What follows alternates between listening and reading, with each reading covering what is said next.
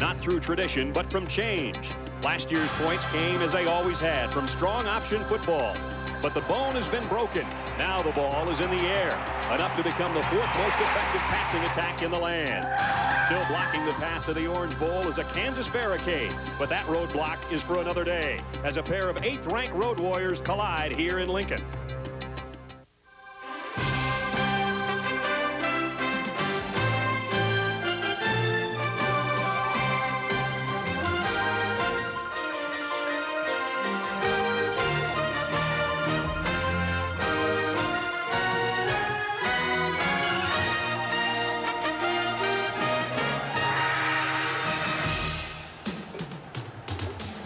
Sold out Memorial Stadium in Lincoln, Nebraska. And what a dandy we've got for you this afternoon. The 2 8th-ranked teams in the country, the Buffaloes, once tied, and the once-beaten Nebraska Cornhuskers set to do battle. It's trick-or-treat time. Whoever can turn the trick and win this game might find the Orange Bowl to be the treat at the end of the season. But, of course, Kansas will have something to say about that, too. Hi again, everybody. I'm Brad Nessler along with Gary Danielson. Happy Halloween from Lincoln, Nebraska. Halloweens have been good to Nebraska. They've won 15 of these games, and they've won 23 straight homecoming encounters. If they're to make it number 24 against Colorado, they put it on the shoulders of a freshman quarterback. And that's something for Tom Osborne. I mean, he's supposed to be conservative, but he's going to go with Tommy Frazier, a true freshman, to play quarterback. But don't worry here. He's got a good running game to go to. But things happen when you play with freshmen. Look at this versus Missouri last week. First, he fumbles a snap. Remember, he's got 4.5 speed. He can do it with a great arm, but he can do it with his legs. I think he's going to have a good ball game, but he's going to have to avoid turnovers on 3rd down to really get this Nebraska offense going. Well, the Nebraska offense has been the case since Bob Devaney's days, 30 years, always running the football. They're leading the country in rushing right now. Colorado, on the other hand, used to do it that way. And boy, what a 360 they've done in a year with their offense. And you wonder why change. I mean, that's the question. But there's some reasons for it. Bill thought McCartney had to have a little bit better offense. And this is the game he's going to have to prove it. He knew he had better wide receivers. And he also knew he had a bowl game to go to this offense. So he had a whole year and an offseason to go to it. And this is the game, though, that he has to show he can do it. He's got a strong defense. But today, they must turn on the offense. All right. The last team to beat Colorado in Big 8 play, you guessed it, Nebraska. ESPN's presentation of CFA college football is brought to you by Smooth Bush Beer and Easy Drinking Bush Light. By Genie Screwdrive Garage Door Openers, built for a lifetime. And by DeskJet Printers from Hewlett-Packard. DeskJet Printers, make it happen.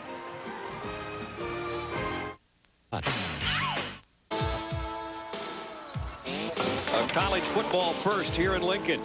Never before have 2 teams been tied in the polls and set to do battle. A couple of 8s here today. The polls will close when this one's over, Gary. Pair of 8s, but Tom Osborne knows that he still has yet to prove he can win against top 10 teams. That man has made his turnaround by playing against Nebraska. A big rivalry for Colorado. Nebraska would dispute that, but here come the Buffalo. The only blemish on their record, a tie with Oklahoma. And for homecoming 1992, here come the Huskers.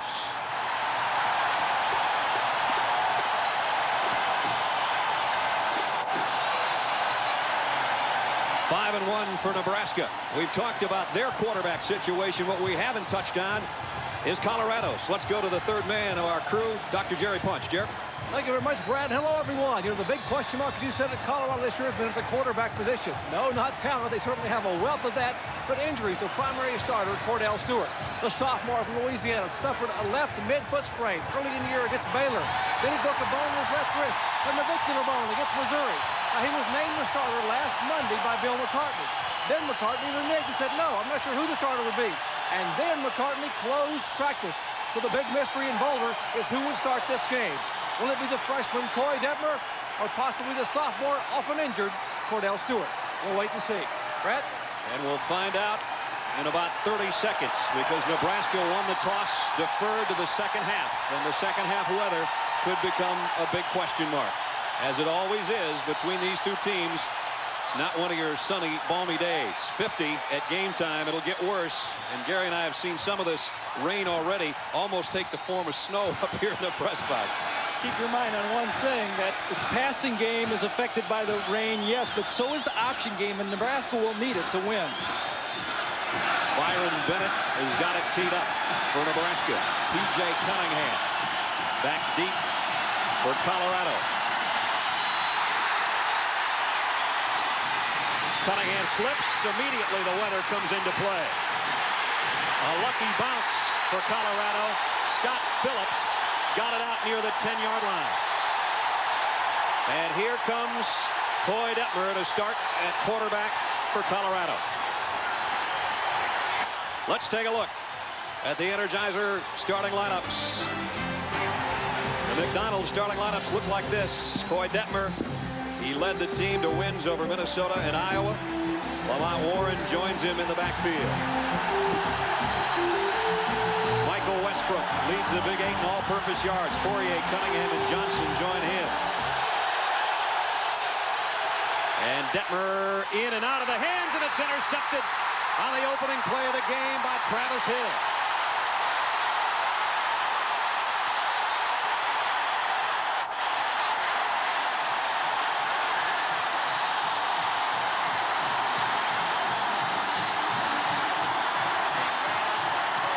A very safe pass coming out to start the game. Detmer throws it slightly high.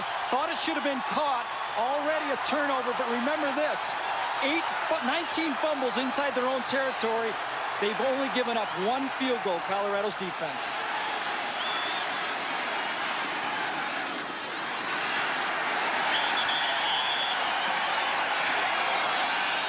Eric Brown on the first carry got it to the 14-yard line. Not the way the freshman quarterback wanted to start the game. Nebraska changes up its personnel offensively with a 2nd down and 8 coming up the football just inside the Colorado 14-yard line. Their freshman Tommy Frazier at quarterback. Abdul Muhammad, the man he called to on the right side with an audible. Here comes the pressure. Incomplete intended for Muhammad. Offensively for Nebraska,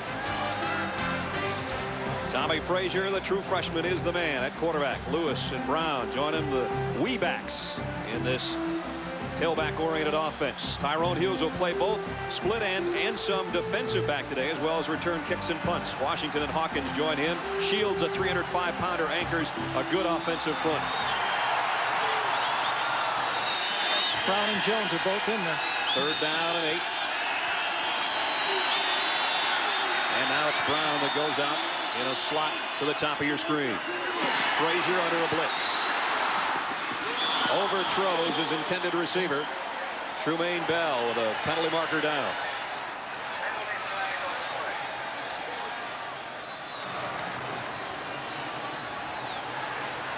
Offside call on Colorado. That's a gift for the Nebraska offense. Colorado puts the pressure from the outside with their great outside backers. Repeat 3rd down. So instead of 3rd and 8, 3rd and 3 coming up. There's the numbers, the winningest percentage of any active college football coach, Tom Osborne. And so many 9-win seasons or better in a row. It's phenomenal. And here's where Tommy Frazier's so valuable, being able to run the option. He's 4.5 speed.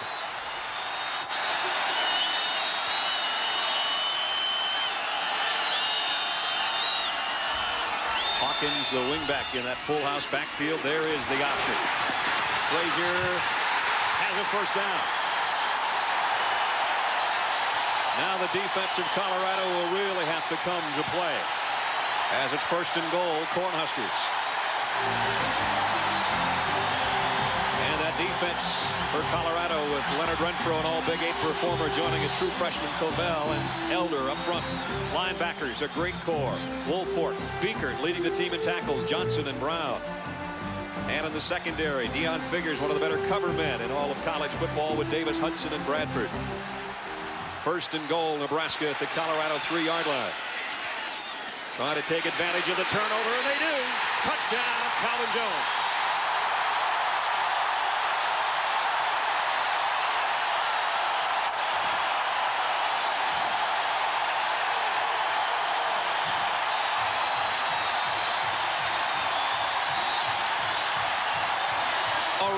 oranges are flowing into the end zone.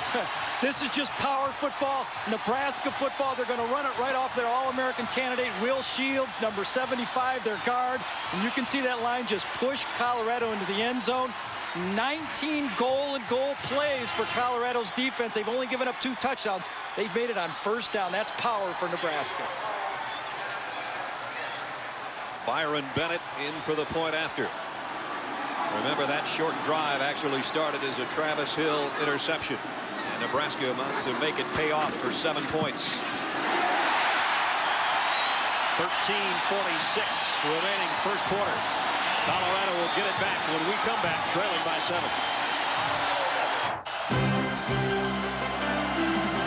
ESPN's presentation of CFA college football is brought to you by Jeep.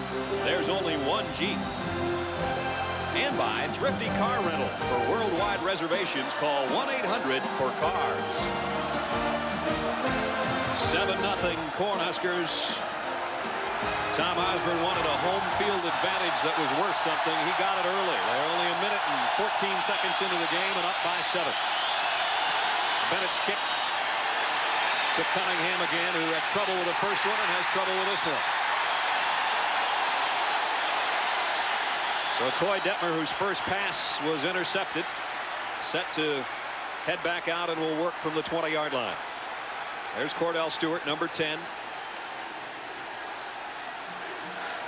He's taking a look at the play that was called and sent in. It's got to be tough on Cordell Stewart, but don't be surprised if he plays. He hasn't had much practice time. That was the main reason I assume that this switch was made, because Coy Detmer had all the practice time this week. Crowd is deafening already. Lamont Warren dropped for a 4-yard loss by John Perella. Let's try to give you that Colorado offense again as we take a look at the McDonald's starting lineup. We only had one play to try to do it last time. Detmer, the freshman out of Mission, Texas, with Warren, who was just dropped for the loss. Michael Westbrook, one of the top receivers in all of college football. So is Charles Johnson, for that matter. Fourier, the tight end. Cunningham, the flanker. And up front, Jim Hansen, an all-Big 8 performer with Ivy, Stoltenberg, Moore, and Derek West. Second and long. Detmer has that one go in and out of the hands of Westbrook. And that'll be third down and about 15.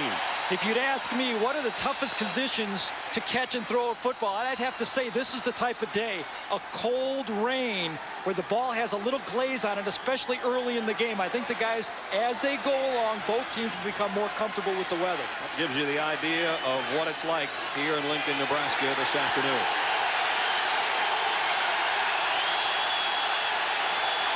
The eyes of Coy Detmer might give you an idea what 3rd and 14's like.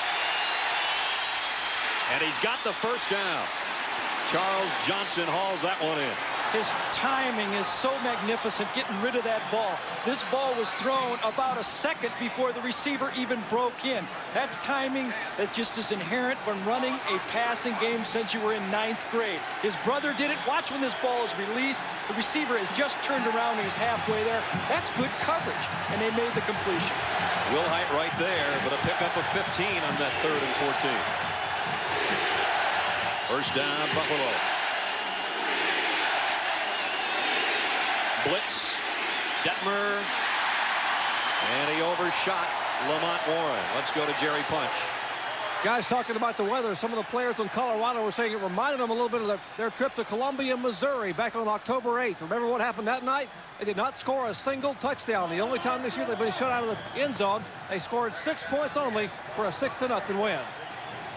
It does have that kind of look. We had that game for you here at ESPN. It was a nasty night, but a win nonetheless for Colorado. They've got a 4-wide receiver group on 2nd and 10. Detmer will go down. And the ball is loose. And I think he took it right away from him. Perella's got it for Nebraska.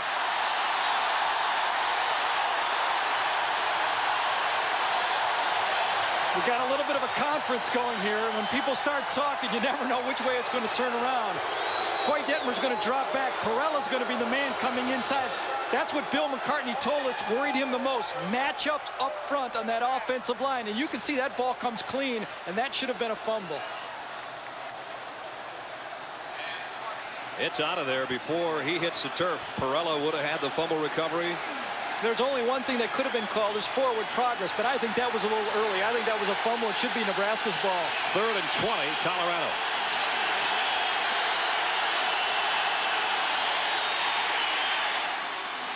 The swing pass out. And what a job defensively by White, who made the hit. David White. It'll be 4th down, Buffalo.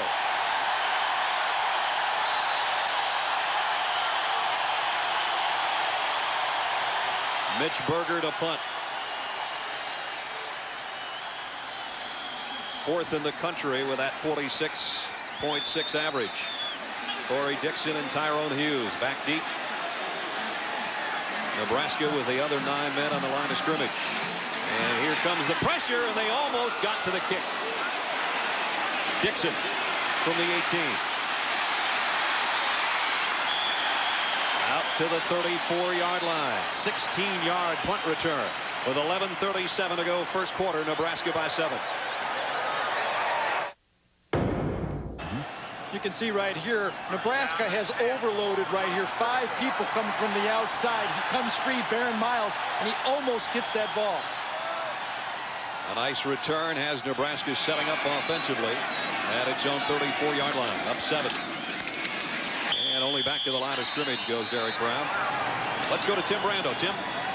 You talk about a shocker. South Carolina yields the touchdown, and on a 2-point conversion, Schuler hits James Littleman Stewart. They stop him. Georgia could clinch the SEC Eastern Division crown if they win the cocktail party in Jacksonville against Florida. What a win for Sparky Woods. Wow, they should have given it. The players should have given that vote of confidence at the beginning of the year, right? Just take a week or a day off and you play. 2nd and 10 for Nebraska. On the option, Frazier keeps it out to the 38-yard line. Greg Beaker in on the tackle, and we'll call his name and number a lot this afternoon. Semi-finalist for the Butkus Award, number 19. There he is. Ted Johnson's the inside backer, just a true sophomore playing, but you can see Nebraska's got him labeled. They got 2, maybe 3 guys. That was Scott, who evidently pancaked him at the end of that play. Wow. 3rd and 6. First 3rd down. Second 3rd down situation of the game for Nebraska, and no. Tremaine Bell says he had it. The officials say he trapped it, and Nebraska will have to kick. If you've watched Nebraska football, you've seen that play maybe 500 times. The quarterback sprints out, both backs kick out the linebacker, and it's an out by the outside receiver, and the slot back runs a little hook, and you have to throw that ball on the run. Mike Stiggy into punt. 2 excellent punters. He's 2nd in the country in net average. And Deion Figures back deep. Figures had 164 yards in returns last week to set a Colorado single game record. He lets this one go, and maybe he shouldn't have.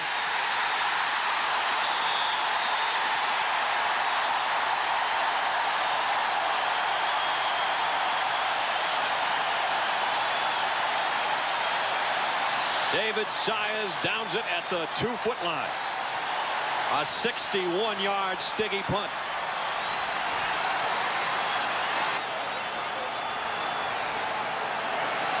The 2 officials had a little chat about that one before they decided to spot it down inside the 1-yard line. Yeah, that was very close. Remember, in the college game, you don't have to control. You have to control the ball, but you can slide in the end zone. It's the ball, not your feet. Good point, Garrett. Detmer. He got a 1.5 yards out. Let's take another look at that punt. You can see the ball right here. It stops beautifully for Nebraska right here. I think it would have died right, but the sliding player gains control, sets it down right there at the 6-inch line. Now, had that been the pro game, that ball and momentum would have carried forward and would have been first down at the 20. 2nd and 8.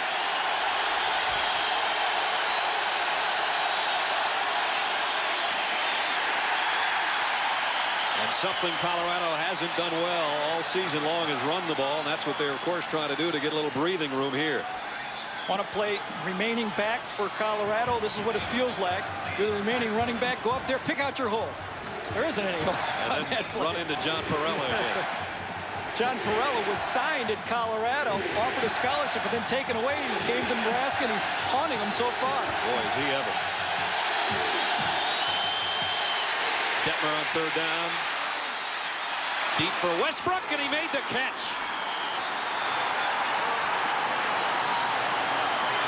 Some people just have a feel for throwing a football, something you just can't teach.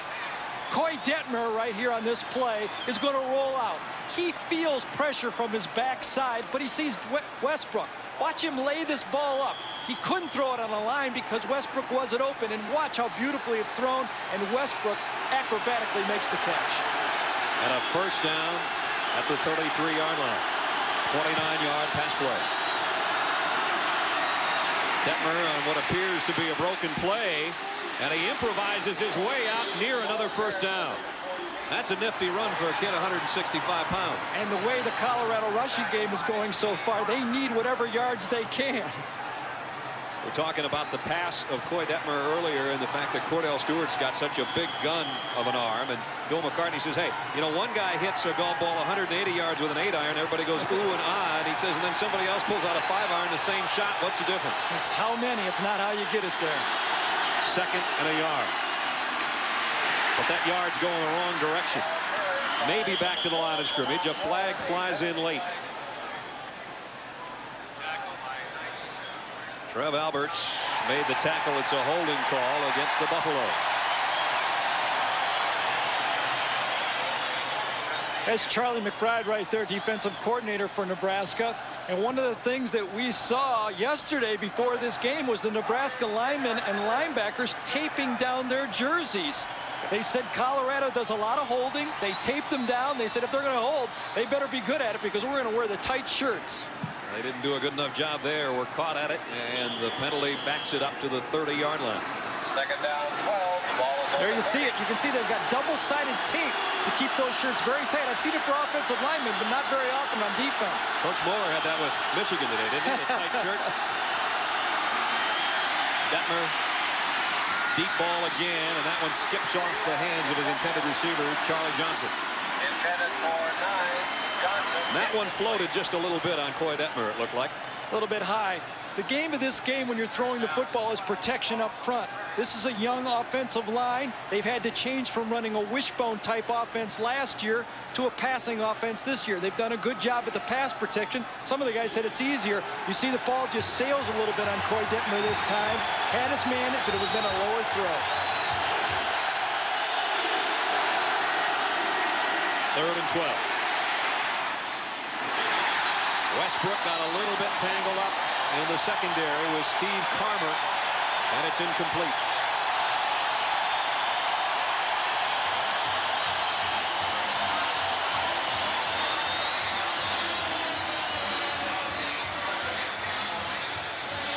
And Mitch Berger, whose first kick went 52 yards, set to kick it away again.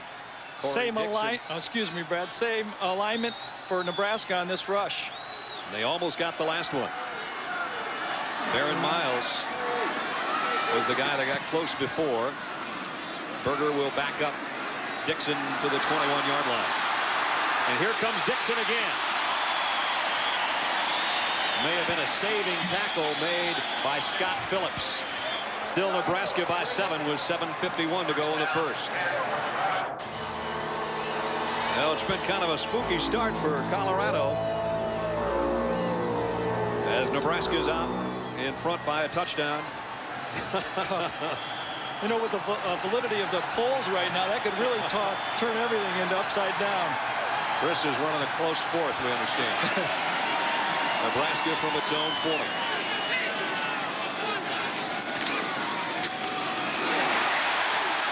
Through the middle in a hurry for 6 is Derek Brown as we go in a hurry to Tim Brando. Speaking of being in a hurry, Napoleon Kaufman's always seemingly in a hurry, particularly on punt returns like this one. Stanford was leading 7-0. He set sail 64 yards. That would set up a Brunel to Leif Johnson touchdown pass. It is now a 14-7 game. Brunel scored from a yard out. Guess I didn't call that click, did it? 7-0 Nebraska. With a second down and 3. Short of the first down, Derek Brown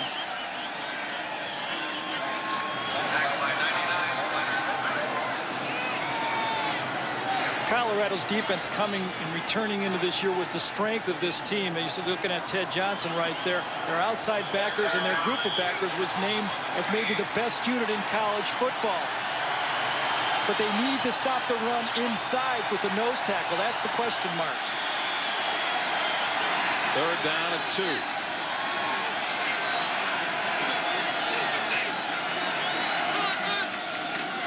The toss. Brown trying to get wide, and he won't get there. And that is a great job defensively again by Ted Johnson. The sophomore out of Carlsbad, California, makes the play. Linebackers run, and the inside backers for Colorado run as good as anyone. There you see Johnson. You're going to see Beckett come in also. They just make the play. Ted Johnson, a true sophomore, played a lot as a freshman, makes the play and stops him short of the 1st down. So Stiggy, who dropped his last punt, thanks to the help of his punting team down at the 1-yard line, set to kick again. Dion Figures. There's what he did last week, and that broke a Colorado record. They went all the way back to the 1930s. Stiggy line drives this one. Fair catch called for. This one makes the end zone. Touchback. Colorado will work from its own 20-yard line. That time a 52-yard Stiggy punt.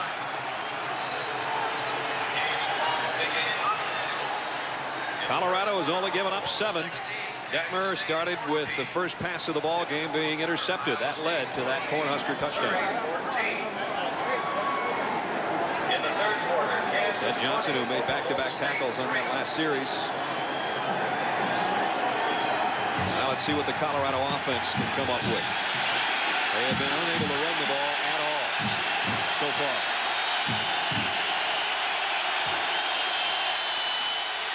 Play action. Detmer high again. That one almost intercepted after the ricochet in the secondary. Steve Carmer actually had the closest play on the ball. Every pass that Coy Detmer has missed, and even the interception, has been a high throw. That's because he's getting pressure and quick pressure, both from the outside and up the middle from Perella, and in the outside, Trev Alberts has given him some pressure. So he needs to be able to have room to set up and lower his trigger. Those 5 interceptions against Oklahoma, part of a 7-turnover day for Colorado, and that's really been part of their problem this year. Incomplete that time, and again pressure from Travis Hill, number 93. You're going to see again, it's Detmer drops back in the pocket. He just doesn't feel comfortable with the timing of these passes. This is only going to be a 5-step drop, but you're going to see Alberts come from the outside. Just as he's letting that ball go, he sees a red shirt right in his face, and he's been throwing high. 3 out of 10 for 53 yards for the freshman, Coy Detmer. And no doubt his 11th throw upcoming unless we see a draw play. Trying to set up the screen, and Detmer face down way back in the end zone. Keneally and Alberts. That's exactly what it was a screen from Lamont Warren, number 12, just didn't turn around. I'm not sure if he knew it was a screen or not. He thought he's doing a good job blocking, and the other 10 guys are running a screen here. Out comes Mitch Berger.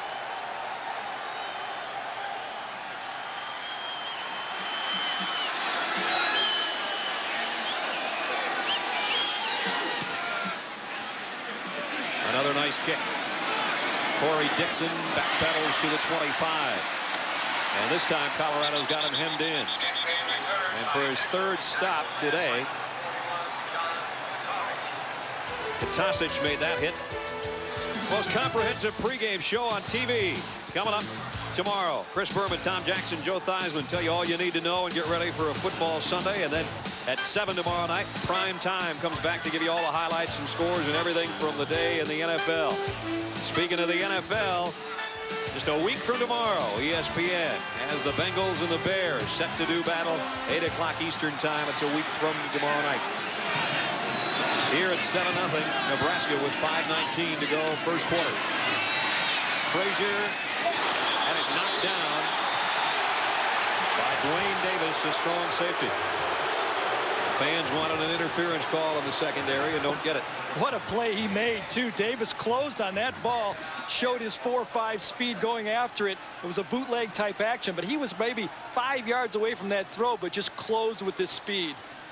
Dwayne Davis redshirted a year ago. Yeah, you're going to see the action. The guard is going to pull one way. Now comes Frazier. Just as he rips this ball in here, he's got pressure up the middle. Forces a 2nd and 10, Nebraska. They go with a quick draw. Brown hit in the backfield by Beekert. And then Beekert got help from his friends. Beekert is 2nd all-time in tackles for Colorado, and you can see why. He just reads so quickly that guard play in front of him. That's the guy he's looking at. If that guard comes at him, he sidesteps him sometimes. It gets into the backfield. Just does a magnificent job. 32 straight starts at that linebacker spot for Colorado. 3rd and 11, Nebraska. This is the longest 3rd down situation they've had today. Tommy Frazier, straight drop. Incomplete. Tyrone Hughes appeared to slip.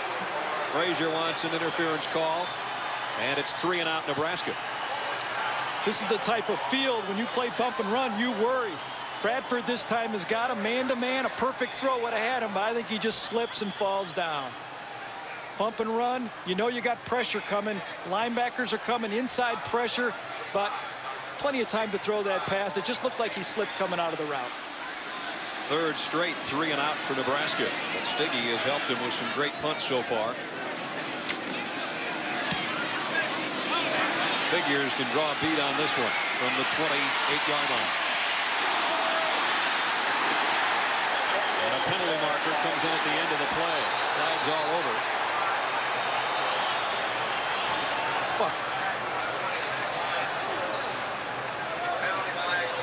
Would normally think illegal block on Colorado. John Laurie, our referee, will straighten it all out for us momentarily. With 4:21 left first quarter, that is the call. Anytime Colorado tries to get decent field position, something takes them in the other direction. We'll go in the direction of Tim Brando right now. Timmy? I'm going to take you down to the world's largest outdoor cocktail party, Brad.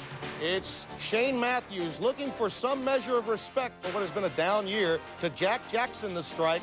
It's 16-7. They missed the point after. Still plenty of time in Jacksonville. First down and 10. The ball is on the 27-yard line.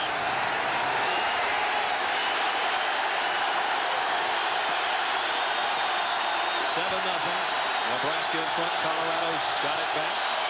On a first down, it's Detmer, and that one almost intercepted again. Carmer diving attempts, couldn't quite come up with it. Now you wonder why would someone make a throw like that? It looked like all there were red jerseys. What happened was Detmer was fooled on that play. They're running option routes. The receiver and the quarterback have to read the right thing at the same time. You see the receiver turned in. Detmer thought he was going to turn out, and you see it looked like that ball bounced off the turf. Good call. Leading tackler for Nebraska is Carmer. Almost missing the handoff to Warren, and he's ridden out as he crossed the 30-yard line. It'll bring up 3rd down and 7. Brad, you know what these games usually come down to is a team that passes the ball. It's how well they run it in a big game like this. And a team like Nebraska who runs the ball well, how good are they going to be today at throwing the ball? So far, neither team has been able to do their offhand very well. Colorado hasn't been able to run. Nebraska hasn't been able to throw.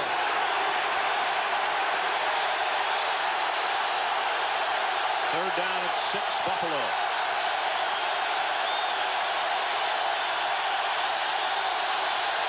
They're coming after Detmer.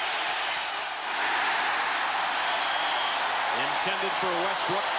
Detmer leveled again, and he's looking at his receiver as if to say, you got to turn quicker.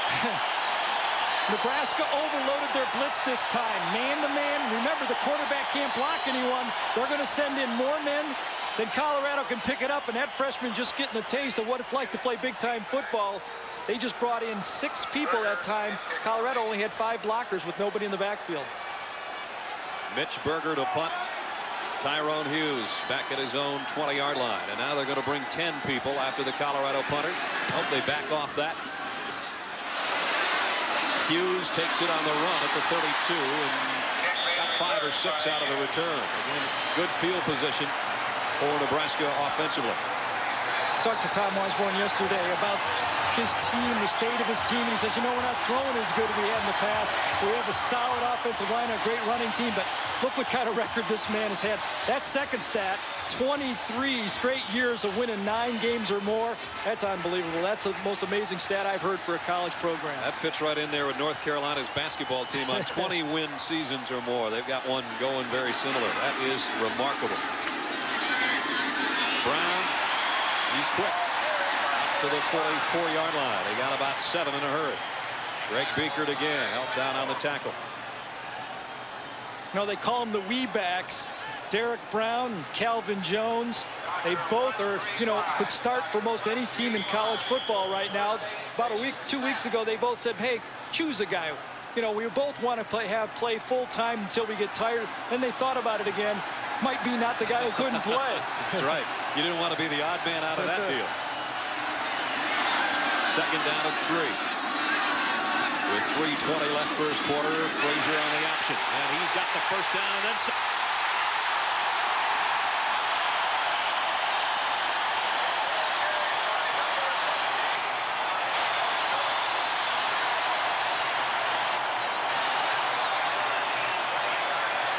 You're going to see the option. The fullback comes in here when Frazier makes the fake. His 4.5 speed really makes it to the outside. But watch one other thing. Corey Dixon's going to come in from the right side.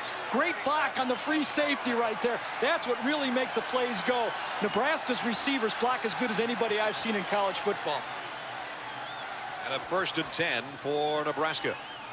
Brown again. And he goes inside the 35 to the 34-yard line.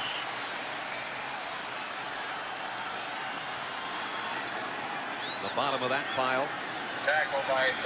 Chad Brown, the linebacker, number 34. Another one that was originally up for the Butkus Award at the beginning of the season. Had it not been for a series of injuries, he might still be on that list.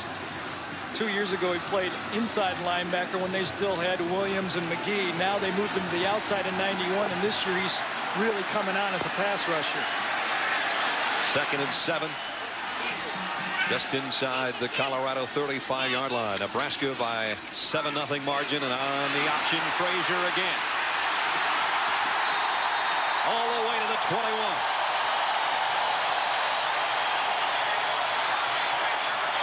The kids around campus are already starting to call him Smoking Tommy Frazier. Call it speed. Yes, he's a true freshman, but he played in a big high school program. He is not going to be intimidated by this type of a game. He's played 13 and 15 games a year. He runs option football, 4.5 speed. And remember, Colorado was looking at this man. He was their #1 quarterback recruit until they decided to go with Coy Detmer. Marcellus Elder being helped off the field, injured. He was shaken up earlier and came out, and then came back into the Colorado defensive front. Now they're helping him off again. Frazier has runs of 19 and 12 yards on this drive. And Marcellus looking at somebody who he wants to get back at if he can get back on the field. It'll be 1st and 10, Nebraska at the Colorado 22. Memorial Stadium in Lincoln, and it's been all Nebraska for homecoming so far, especially on the ground.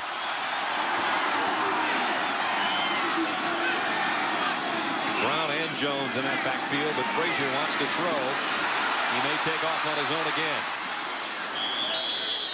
The Buffalo's defense makes him pay for it at the 23-yard line. Let's go to Tim Brando. Tim. Steve Stenstrom has now been injured and has left the game. Mark Butterfield, but prior to leaving the game, he threw this pick to James Clifford, who returned it for a touchdown. 21-7 now. The Huskies taking control. The Huskies by 14. The Huskers by 7. 1:23 left. Clock winding down first quarter. Colorado's had a tough time with field position today. They've already seen Nebraska pick off Detmer's opening pass. And now Nebraska down nearing that Colorado red zone again. Nice play fake by Frazier. And over the middle, incomplete, intended for Gerard Armstrong, the tight end. And he take it down to Jerry Punch. Doc? Well, Marcellus Eldridge came off the field earlier. You said up there, Brad, he had a sprained right ankle. They taped the ankle. He went back into play, and now he is trying to run. You watch him on the sidelines. And his trainer, David Burton, who was walking along talking to him, Eldridge, the senior from California, they desperately need him in that defensive line. Back upstairs. They need about a box of tape to tape those ankles. 300-pounder out of Long Beach, California. Third down at 12, Nebraska. Frazier had a man open that time and overthrew him.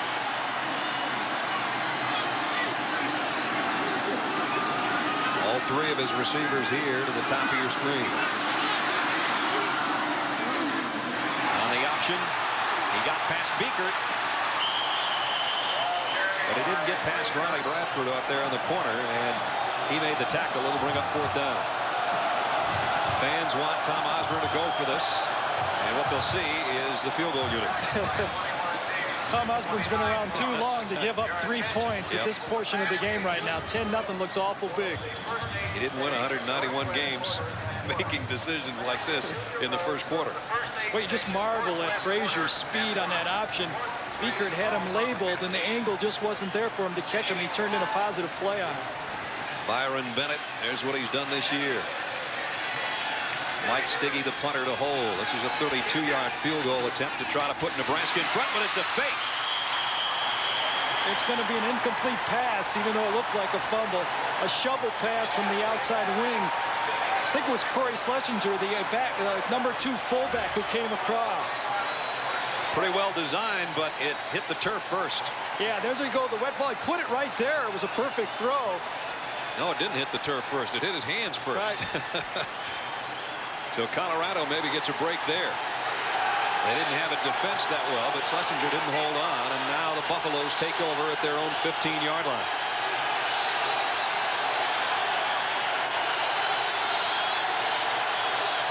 Well, the fans got what they wanted. They didn't get the result they wanted, did they?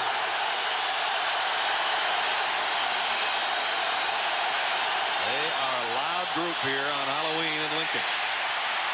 Detmer will keep this one. And a tough, hard-earned 4 yards before Ed Stewart, the weak side linebacker, made the tackle. And that'll bring quarter number 1 to a close. The Nebraska Cornhuskers by 7 after the first 15 minutes.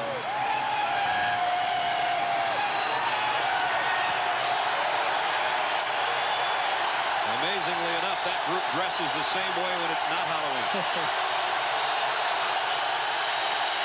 To start the second quarter, Colorado trying desperately to run the football, and Lamont Warren got it out near the 22-yard line where Trev Albert made the tackle.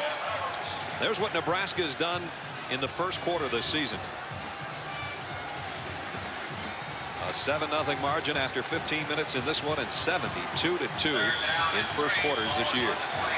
And that 2 was a safety given up in their loss to Washington.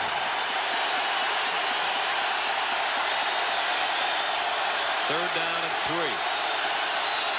Detmer with a little option, and that only option for Warren is to go down way back at the 15-yard line. Ed Stewart and Trev Alberts again.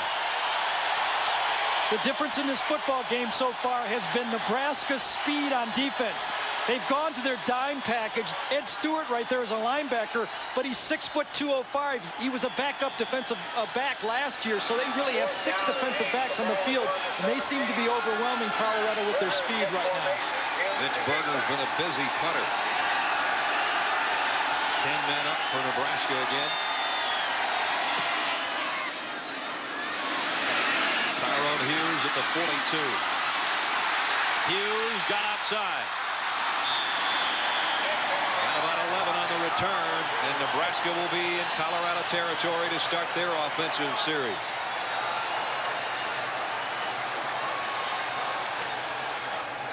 Let's go to Tim Brando. Brad, Steve Spurrier's mastery over the Dogs in Jacksonville seemingly is going to continue. Shane Matthews this time to Willie Jackson. It's 23-7 Gators. Garrison Hurst not out of the gates as yet. Maybe the Gators aren't out of that side of the SEC either, with that kind of lead, and Tennessee having lost earlier to South Carolina. Here are the Big 8, 7-0 Nebraska at the Buffalo 47-yard line.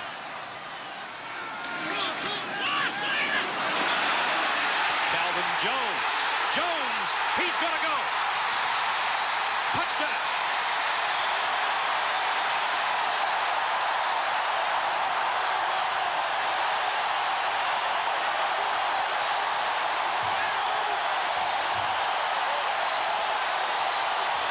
Healthy competition. 47 yards.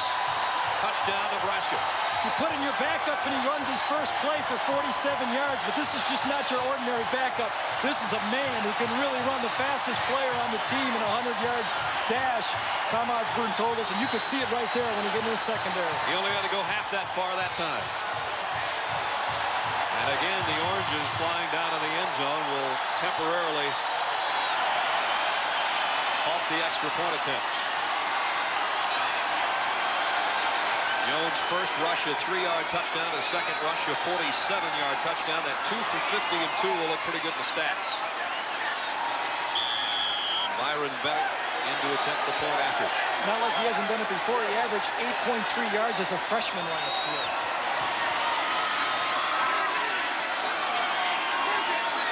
Bennett, who got it up and through. Colorado may be lucky they're a passing team because they find themselves in a 2-touchdown hole early in the second quarter.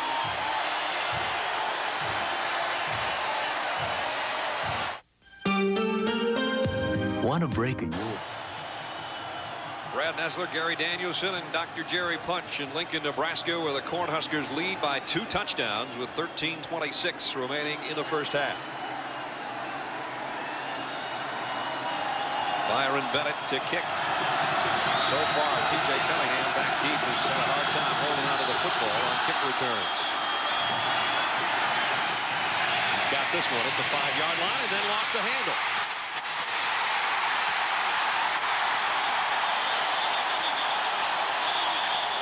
Dwayne Harris on special teams made the stop. Penalty marker down as we take another look at the touchdown, Gary. Brad, this is counter Trey. Inside, they're coming this way, step for a touchdown. But the key is the blocking by the wide receiver, Muhammad, and the tight end is going to get both of the safeties from Colorado. That's what makes the play go. First, the wide receiver with the block, and then downfield, Gerald Armstrong frees him, and Jones is gone. And the only thing he really does wrong right here is right about at the goal line, he's going to drop the ball. And I'm not sure how close. He was so in a hurry to get his helmet off. One more look from this angle. You're going to see that ball goes out really before he crosses the goal line. But we did get to see his face, which is good, you know. And now we find out about the penalty. Or lack of penalty. Uncall at the 11-yard line. First down. Colorado trailing by 2 touchdowns with a 3-wide receiver group to the right of Detmer. And he almost had it intercepted. Again, Carmer came flying in there from the secondary on a pass intended for Mitchell. Well, Detmer better keep his eye on number 31. Carmer's had his hands on those passes about 3 times today. And Troy Detmer has missed 8 straight passes.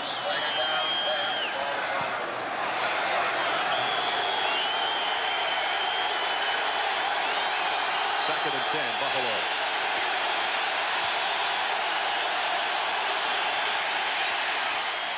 For Westbrook, that one is intercepted by Carmer.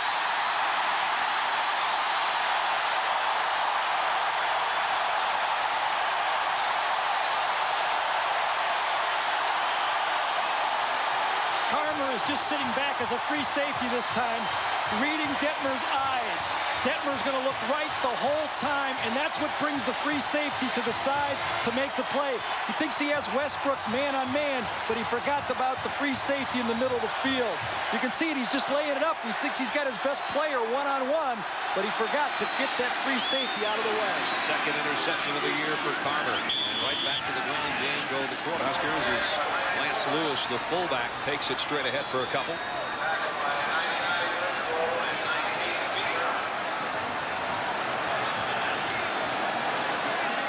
will Bill McCartney make a change? The thing I question here is how healthy is Cordell Stewart? If he's healthy enough, and if he does make a change, it'll be at halftime, similar to the way he did against Iowa when he brought Detmer off the bench. Second down and 8. Nebraska already up by 2 touchdowns with 12:30 to go, second quarter.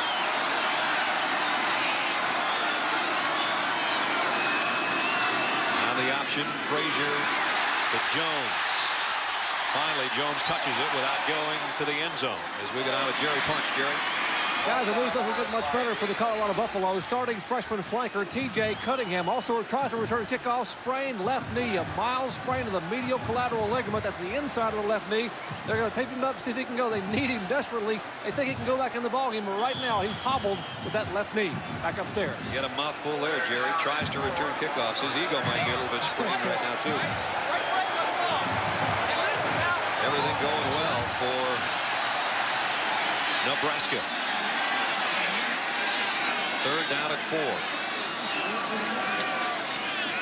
Jones has got the first down to the 22-yard line. Dion Figures made the tackle. Jones well on his way to a 100-yard day. You know, Jones is going to gain yards if this offensive line is still going to be able to all day get in the face of these inside backers, Beekert and Johnson, and just push back. One of the things that we marveled at by watching the offensive line for Nebraska in film is how they just keep blocking until the whistle blows. That's what you try to teach your linemen, not to just make a block and turn around and look, but keep blocking until you hear the whistle, and they really do it. 58 yards on 4 carries for Jones behind that front wall of the Cornhuskers, and a first down at the 22. Here he is again to the 19. Jones splashed on the scene last year with a 294-yard, 6-touchdown day against Kansas. And if it weren't for Marshall Faulk's 386 yards as a freshman against Pacific last year, that would have been about the best you can do as a first-year guy. And the key thing is that they're keeping both of them fresh. I mean, they're very similar in their styles. Jones may be a little stronger and Brown a little more of the moves, but both of them are fresh the whole game.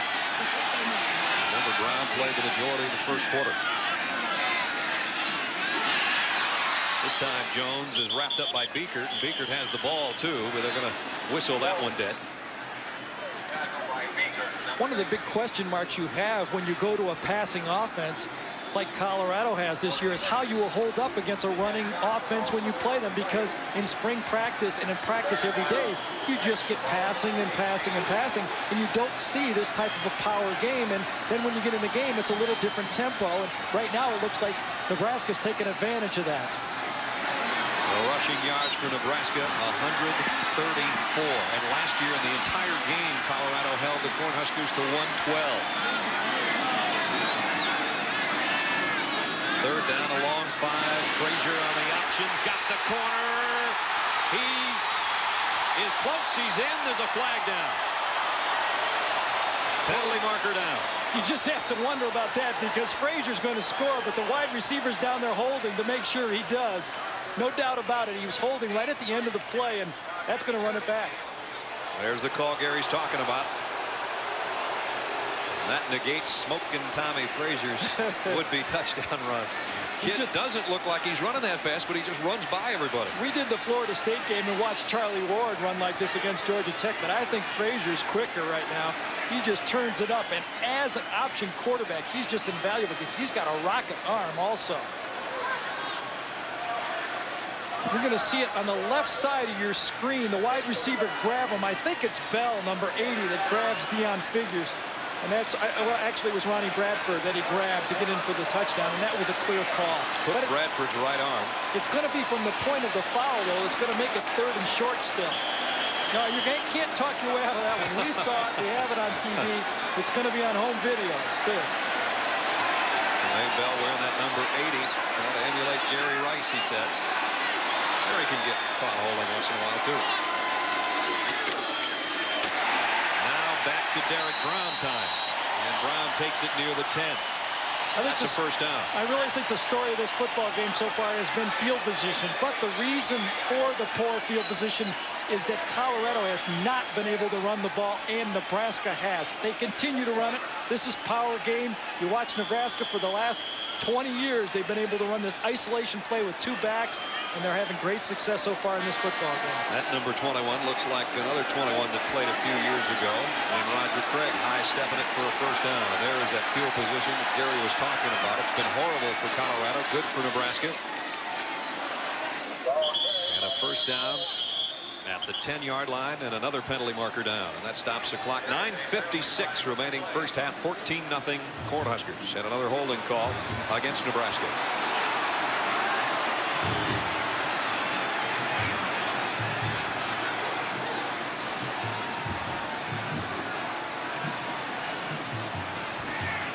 With a penalty being walked off, we're going to walk it back to Tim Brando. Tim. Georgia's offense finally coming alive. Hastings is used no more than a decoy here as a safety valve. Zaire looks him off and then finds Hassan Graham. 13-yard strike, 23-14 at the cocktail party. Under 10 minutes here. Nebraska out in front, 2 touchdowns. 1st and 19 coming up after the holding call. Backs the line of scrimmage to the 19-yard line.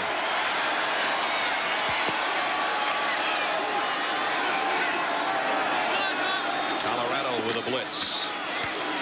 And the inside handoff to Derek Brown. Chad Brown made the tackle at the 17-yard line. You know, kind of interesting right there. Our shot on television had a pretty tight shot of that offense, but you really had Colorado's whole defense in the picture because there was no one. None of their defensive backs were more than 5 yards deep. To stop that running game, they have moved their defensive backs up considerably. And what you're going to see pretty soon is another play-action type pass to get them deep. Which will put pressure on the cornerbacks for Bill McCartney's defense if those safeties keep edging their way up there to try to help against the run. 2 tight ends set again for Nebraska on 2nd and 17. There's the play action. There comes the pass. Overshot and a penalty marker in the end zone. Deion Figures was out there with Tyrone Hughes. And that's really the problem, Brad, of playing bump and run pass coverage on a play action type pass. If you're going to put people in, you better get to the quarterback quickly because it seems like an eternity to be covering someone in a bump and run when he runs from his own 18-yard line into the end zone. Doesn't seem like a long time when you're watching it, but try covering a guy that runs 4 or 5. Looked to me like a slip, but I'm not sure if we caught the whole play right there at the beginning of it when he grabbed him. And Figures is one of the better cover men you'll find, but remember, we're on a wet surface. To see him the top part of your screen right there, he's got him a long time, a little bit of a fake, but I think he grabs his jersey a little bit, and it's too bad because I think that ball would have been thrown out of bounds and uncatchable.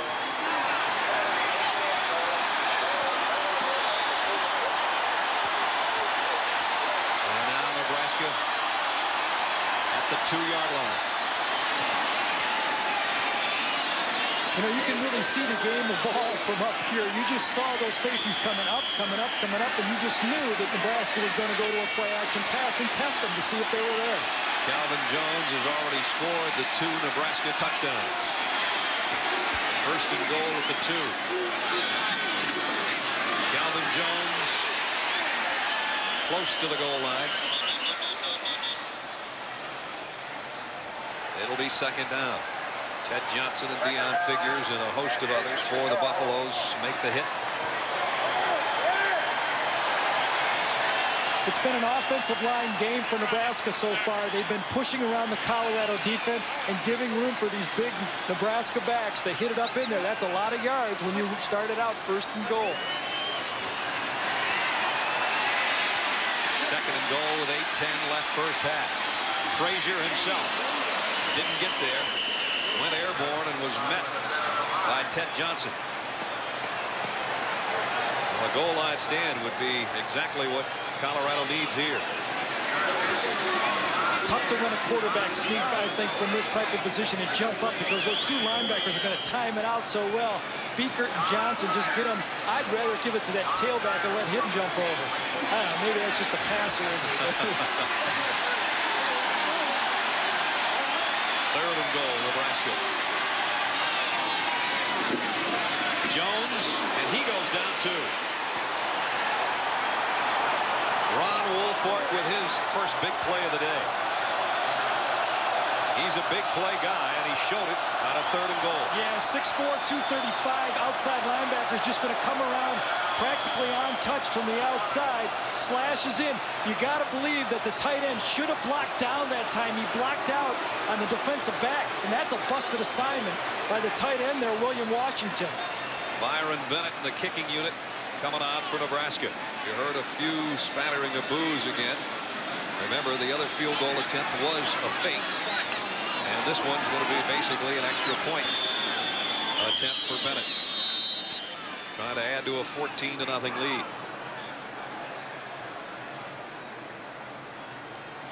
And do we have a penalty down? Penalty marker down? Or possibly a clock problem. We'll find out in just a moment. One of the two. I think you got to send it back. It's a delay of game here, and they're going to send him back. Colorado accepts, takes him out, and now it's no longer an extra point attempt, if you will, but rather a field goal of close to 24 yards. Nebraska really had a busted assignment on that play for a touchdown, and that, you wonder, when you get down to the goal line, how you can make a mistake like that. Byron Bennett from 24 yards out, and he's got it right through the middle.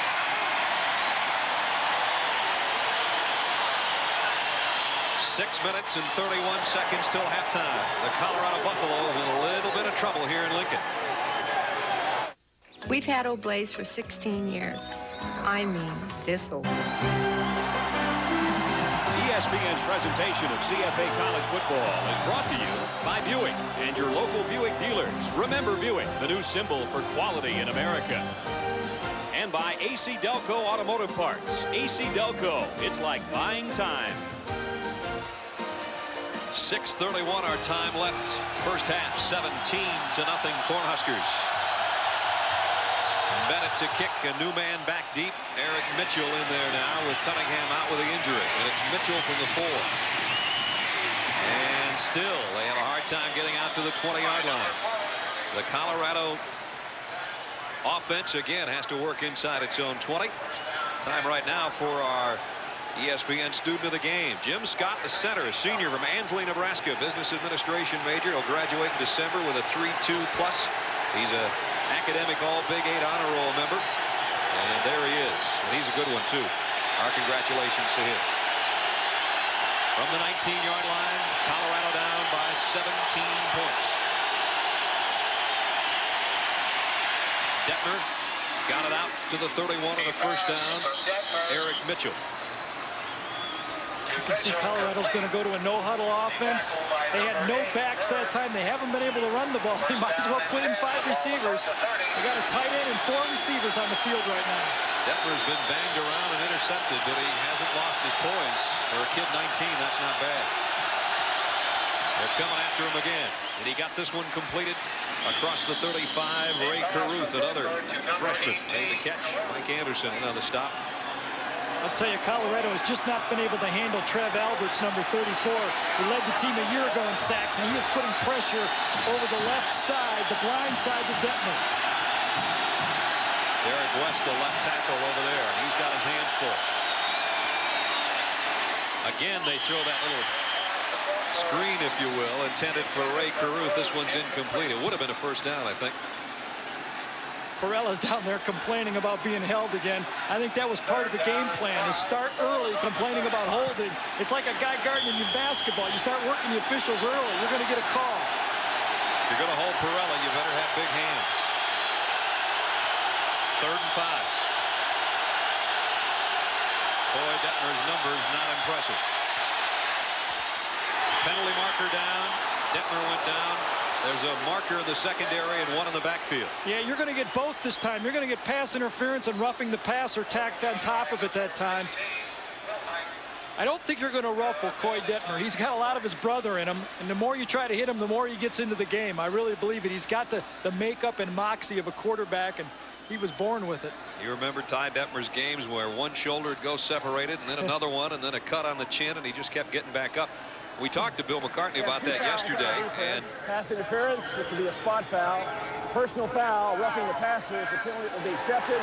15 yards and a first down. He talked with us about the Oklahoma game and the fact that the Sooners really just try to take Detmer's head off in that one. Well, really, when you start a young quarterback, that's what you try to do, a passing quarterback. You figure you can intimidate him, especially a guy that only weighs 165 pounds. But I don't think he heard of that word before.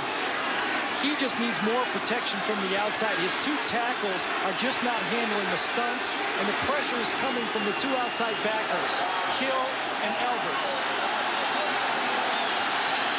Nebraska really only has 2 down linemen in the game. They're going with a dime package. Colorado with the ball just shaded on the Nebraska side of midfield. Detmer in trouble again.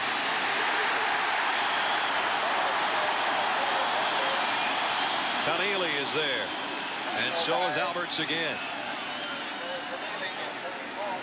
Nebraska's base defense is a 5-2. They're really now in a 2-3 defense. You see Hill, number 93, and Alberts is going to clean up. The pressure is coming from the outside. The quickness of the linebackers on the tackles. Second down and 13. Detmer delivers this one to Westbrook. Westbrook's got it. Still not a first down, but he got it to the 43-yard line, and that's, well, this entire drive, once they cross midfield, is the deepest penetration they've had against Nebraska today. You really have to marvel at his timing, though. Again, that ball was halfway there before Westbrook turned around. It was decent coverage in the secondary. Here's a more manageable 3rd and 5 after that pass completion. And they've got the first down. He zips that one out to the 34, Ray Caruth, the freshman from Sacramento, California, made the catch and tiptoed out of bounds with 4:41 left in the half. Nebraska's defense is playing off and laying off, and I think that's playing right into Colorado's hands. They can't protect very well, so they have to throw early, and the hitches are going to start to add up.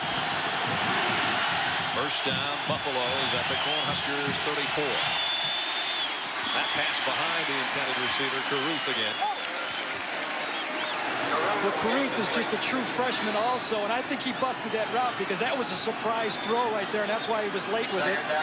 Bill McCartney told us that this kid is something special. He's going to be a great receiver before he leaves Colorado. Had his best game last week.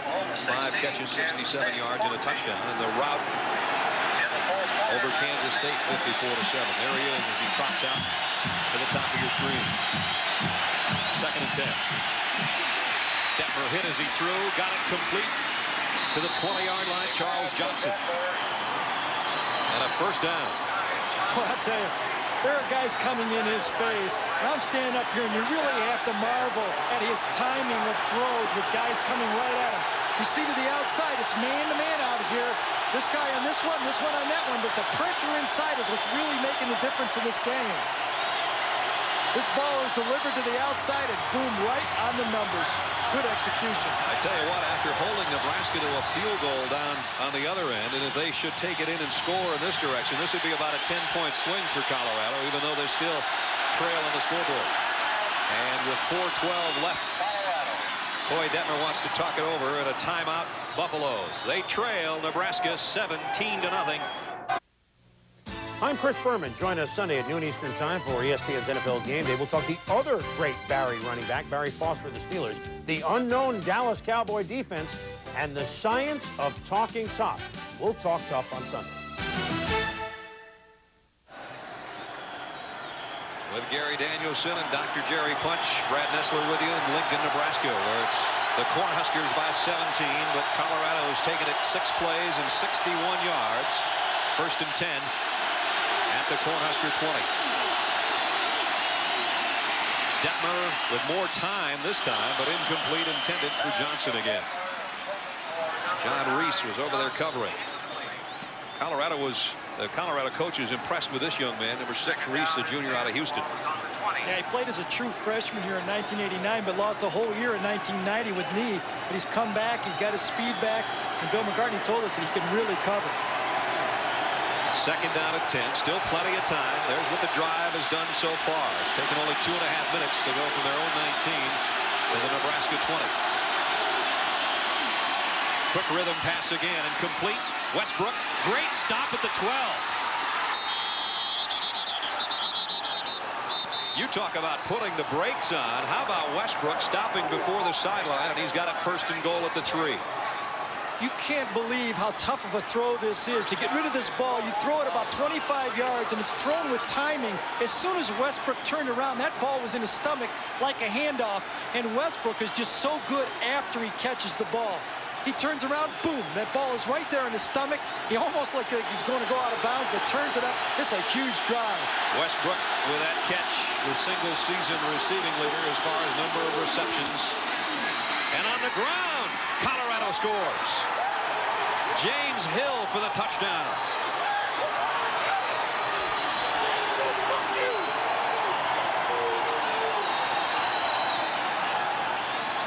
An impressive Colorado drive, and the first time they've been on the board today. Yeah, a little surprised with Nebraska that time. They stayed with their dime defense there on the 3-yard line, and Nebraska ran right at the little man over the defensive tackle area. 81-yard march. Berger in for the point after. Colorado finally on the board with 3:34 left, and Boyd Detmer engineered quite a drive for Colorado. Absolutely, coming off an interception. You're going to see it. They're going to run it right at him this time. It's called a George block. Down, and the guard kicks out. And with this weak spot in the defense with the dime package, they took it right at the weakness.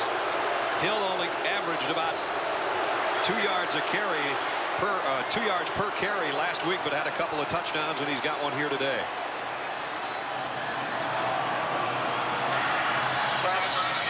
He's the one that finished it off, but Gary, you can't say enough about the freshman Detmer on that drive. Yeah, 6 for 9, 62 yards, but he was in control the whole way. He came up. Remember, he started with a no huddle. He caught Nebraska a little off balance. They had pretty good pressure on him too, but his accuracy of his throws are what paid off. So Colorado with 3:34 left in the half, set to kick away, trailing now by 10. The conditions, by the way, if you can't tell by watching the game, certainly haven't improved, and in fact have deteriorated a little bit, and the wind has switched around a bit as well. Sold out Memorial Stadium in Lincoln, 187 straight sellouts. The place is packed, has been since a couple of hours before game time. It is homecoming. And Nebraska's won 23 in a row at homecoming. Berger, the kick. This will be Corey Dixon at the 5-yard line. And Dixon out to about the 22.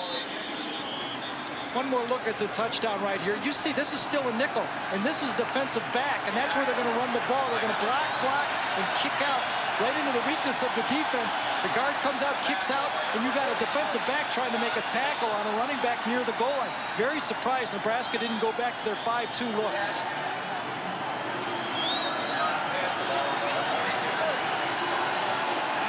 Hill's 3rd touchdown of the season, by the way, that 3-yard dive. And now Nebraska with a first down at its own 22. The counter. Jones broke one tackle, but he couldn't get away from Beekert. Beekert will put some tackles on you. Gary mentioned it earlier. Came in with 383 career stops. Last year he scored 2 points on a blocked extra point attempt by Nebraska, so he was part of that 19-19 tie a year ago.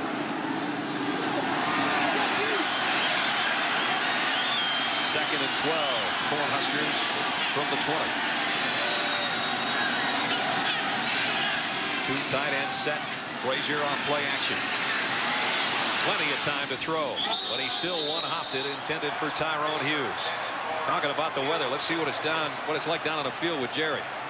Guys, when the game began, it was about 40 degrees here and just a light mist. Now the mist has gotten much heavier. It's almost a steady drizzle. It can't be more than about 35 degrees, and the wind has shifted directions. Now it's out of the east at about 12 to 15 miles an hour. Folks, it's getting worse down here on the field. Back upstairs. I tell you what, got the glove and everything. He's got a good look, the Michael Jackson look right there. Jerry Michael Jackson punch. The doctor. 3rd down and 12. Nebraska 3 out of 7 on their third down conversions today. They'll try to option for it. Colorado's defense stops them this time. Dwayne Davis and Ted Johnson bring down Calvin Jones. Colorado has made an adjustment. They have moved their strong safety, Dwayne Davis, right there, number 21, up in the playing field. It's really an 8-man front now, and they're making that option string out a little wider. The only time it's really worked, the option play, is when he's kept it, and that time the linebackers were on the play, stopping Tommy Frazier. Deion Figures hasn't been able to get loose yet today as a punt returner, but he's second in the Big 8 at almost 12 yards a return, so keep him in mind on this kick. Good kick by Stiggy again. Way back to the 32. Figures got about his average out of it. Brought it back to the 43-yard line. 51-yard kick and a 13-yard return. At halftime, we'll have updates on the Cardinal and the Huskies.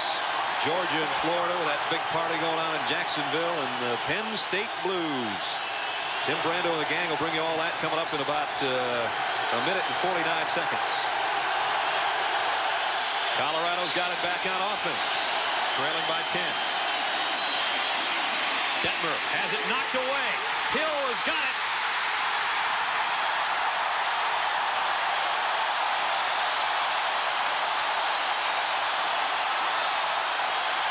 Usually a quarterback is bothered by pressure up the middle. It has been from the outside. It's been coming from Travis Hill, number 93, and Trev Alberts. This time it's Hill, the bottom of your screen. Watch as Detmer moves up into the pocket. Hill's going to pick his pocket. Takes it right away from him, and if Detmer doesn't make this tackle right here, that's going to be 6 points. You wonder why Travis Hill's up for the Butkus Award, trying interception and a fumble recovery already today for number 93. It sets his offense up at the Colorado 27. Jones on the counter again. Breaks back in the middle and got it to the 22-yard line. You called it right, Brad. It's the same play that he scored on before. 2 tight ends run the counter tray. This time it's pushed from the outside. He has to cut up. He's going to take 1 step to his right and then follow those big guys. Gashes it up the middle and almost gets through for another big touchdown run. Boyd Detmer hoping for another chance before halftime. Doesn't look like a possibility right now. With just over a minute to go in the quarter as Jones is dropped at the 21. Greg Biekert again. It'll bring up a third down situation and a timeout, Nebraska. With 1:03 left in the half, we'll take a break as well. 17-7 Cornhuskers in front of the Buffaloes. 63 seconds from halftime. Nebraska by 10. And a third down and 4 for the Cornhuskers. 8-man front. It doesn't pay off. Will Shields has got the football. The old fumble-rooski on that play. You could have a 10-man or an 11-man front on that play because nobody expected Will Shields to get the ball. I was going to call that play. Yeah, right. I bet you were. They just lay it on the ground, and the big right guard is going to pick it up. You see it steady on the ground. Shields picks it up right in the middle of your screen. He's not 4'5", he's not 4'6". But he's 305. That's right. It's first and goal at the 6-yard line. On the option, Frazier keeps it near the 3. Ted Johnson holding on to that leg. Boy, those are the plays you just never prepare for. And I don't mean just as a defensive player. No.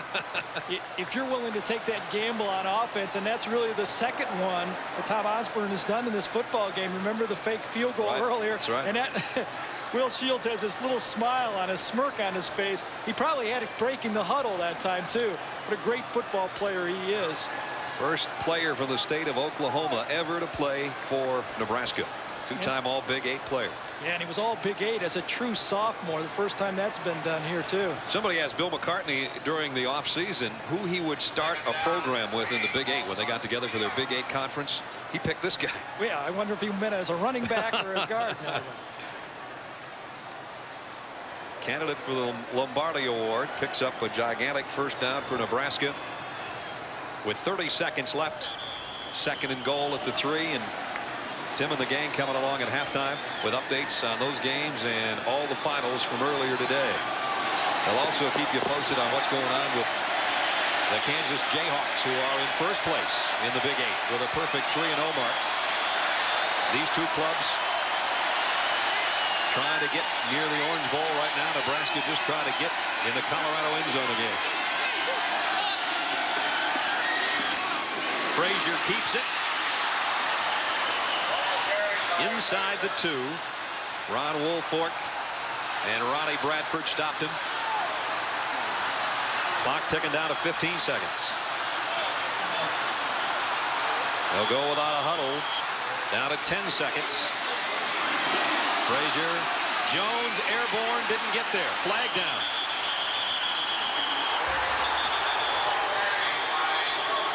Four seconds left with a penalty marker down. And now where was the movement, on the defensive side of things or on offense?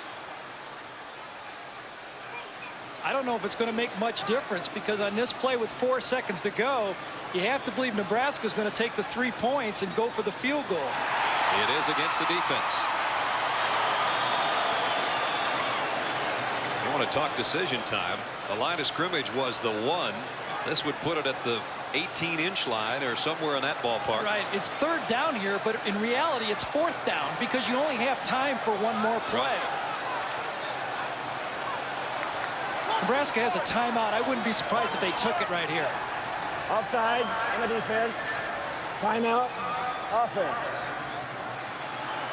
Time to talk it over. As Gary said, it's only one play no matter what happens. So now Frazier can talk it over with Tom Osborne on the sideline.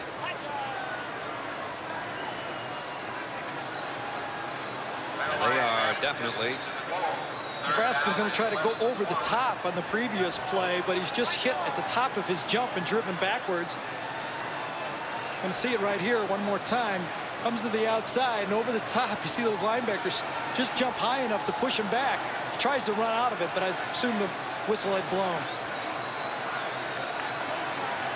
You're going to see one more look at the Fumblerooski play right here. The snap to the quarterback, and he's just going to start out like an option. The ball's set on the turf, and then Will Shields, number 75, picks it up, frees it right there. That's him right here. Big guard, 305 pounds. He's got the football. The option is taking place over here, and everybody's turning their heads, and he has the football going down, driving through it. I'd like to be a DB coming up on that tackle. Forget it. Nebraska, the top rushing team in the country, coming in, showing why. They're going to go for it. One play till halftime. Will it be a defensive stop for Colorado or another Nebraska touchdown? We're about to find out.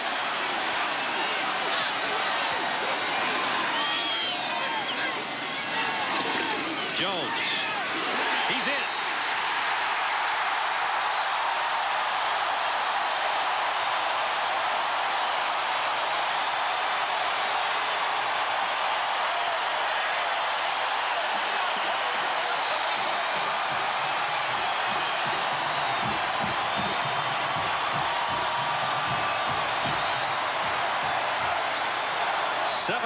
And 3 touchdowns for Calvin Jones in the first half. And it's a play that Nebraska puts in first. Isolation play, 2 backers coming to the left side.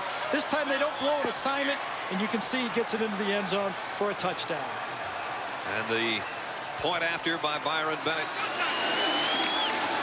will make it 24-7 Cornhuskers.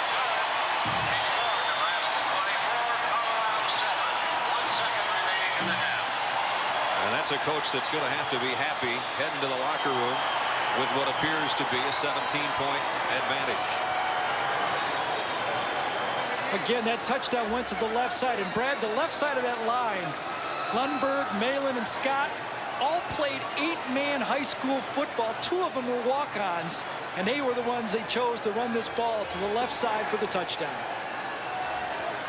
And how do you feel as a coach when you make that call, a gutsy call in the final stages of the half? It's just another day at the office. He was very calm yesterday when we visited with him. He said we've got a great rushing football team, good backs, and Tommy Frazier adds another dimension to the football team that I haven't had with a speed quarterback in a while. And all the great linemen that Nebraska's had over the years, the Remingtons and the Steinkuhlers and that group, and Tom Osborne thinks as a group maybe this is the best front wall he's ever had. That's saying a lot, isn't it? You got to believe that. This is a team that's just been a rushing powerhouse for the last 20 years. 1 second left, so you would assume that Byron Bennett's going to squib one downfield here. And Tommy Frazier, the true freshman, making only his second start in that red uniform, and he's done a nice job today. But again, as Gary said in our open, when you've got running backs in an offensive line like he has, as long as you don't make many mistakes, you've helped the cause. Yeah, he hasn't done it really throwing, but his speed has really been something to watch in this game. Expect this one to be a line drive. Goes directly to one of the up men, Scott Phillips. He takes it to the 34-yard line, and the first half has come to a close. Nebraska at homecoming, and they've got the big lead on Colorado.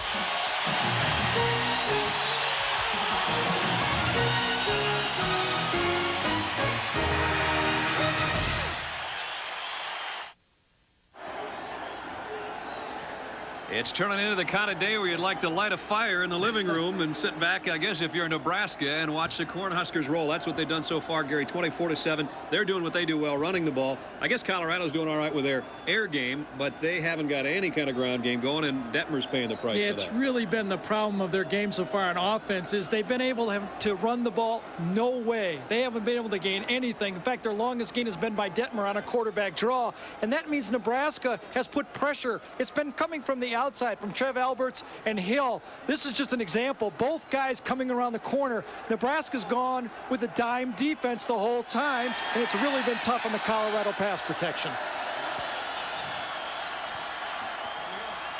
Even tougher when you're down 24-7 and you've got to give it to Nebraska to start the third quarter.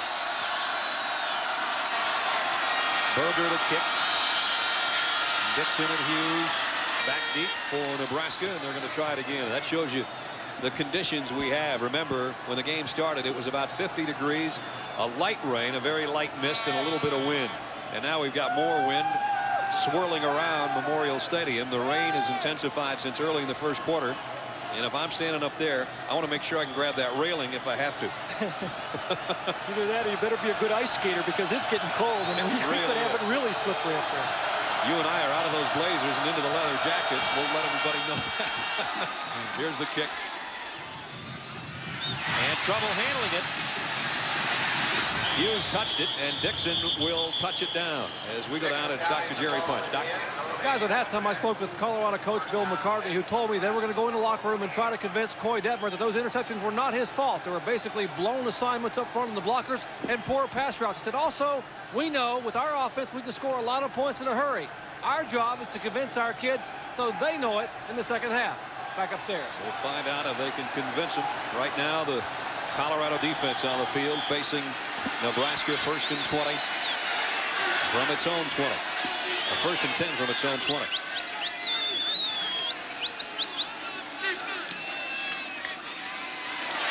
And just about the way they ended the first half, they start the second half. And that's with Derek Brown for a good gain on the ground. And the ground game of Nebraska, look at that difference. 180 to -7. Yeah, Tommy Frazier was 0 for 7 in the first half, but his option play got him through it. And for Nebraska, when you have a minus in the rushing column on defense, you're feeling good as a defensive unit. That's incredible. Frazier without a completion and still a 24-7 lead. 2nd down along 2. It'll be close for Derek Brown.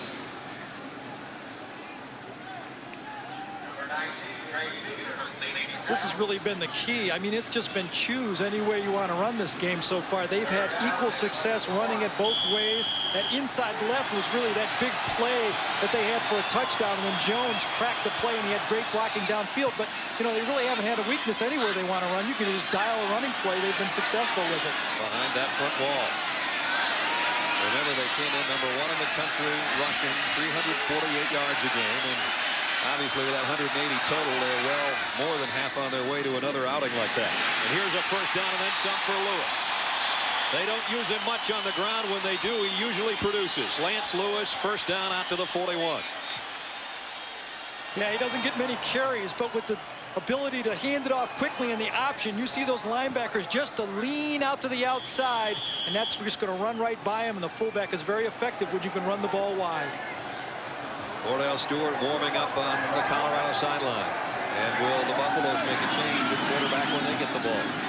I don't think so. I think Coy Detmer has done well enough. It's really not been his problem. They need to run the ball better, not change quarterbacks.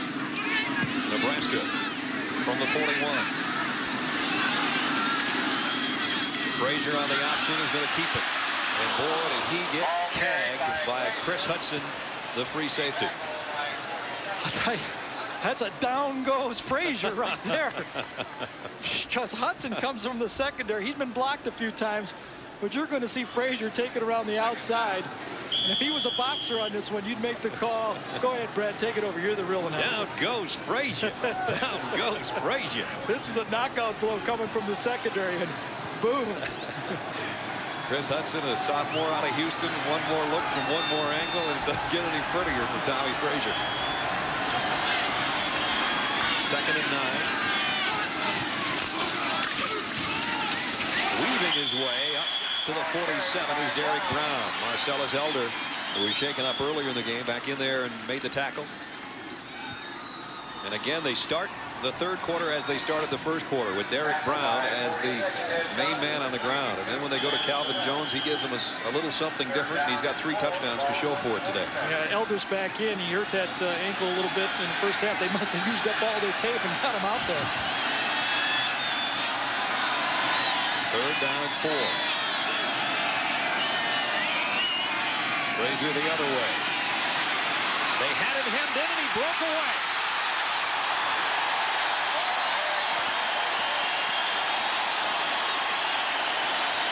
Senior and a freshman have a little chat at the end of the play, but it's the freshman that got the first down all the way to the 40-yard line. You talk about quick feet.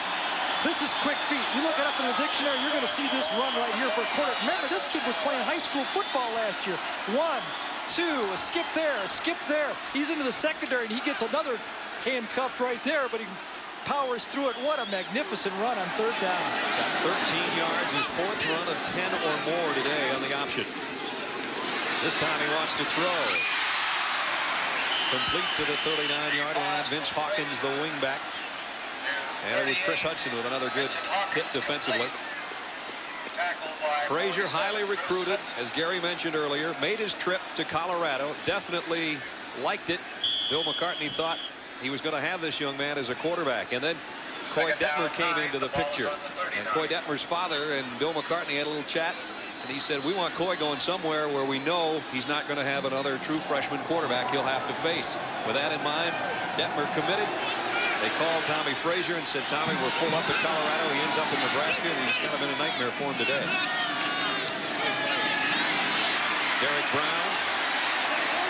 And Elder again wrapped him up as he got it to the 35-yard line.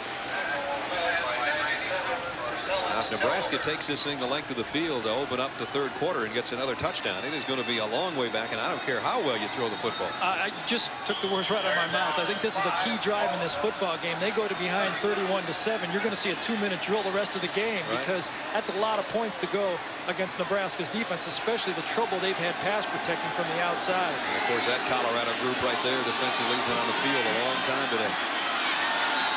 Here's another key 3rd down. Frazier rolls and delivers, and it's incomplete. Broken up at the 29-yard line, intended for Trumaine Bell, and Ronnie Bradford out there along with Deion Figures make the hit. Problem with that type of a pass is both the defensive backs and everybody in the stands knew the receivers were going to go just past the 1st down area and try to pick up the 1st down. So did Bradford. He played it as a 1st down type pass. He was right there, and he was covered pretty well. Mike Stiggy has punted extremely well today. There's his numbers. This time they won't ask him to blast one that long, but rather to put one inside the 10-yard line somewhere, which is where Deion Figures awaits. Mike Stiggy celebrating his 23rd birthday today. As we look behind him on the kick. Heads it toward the sideline. What a great birthday present he just gave himself. Out at the 2. That's where the Buffaloes will have it when we come back.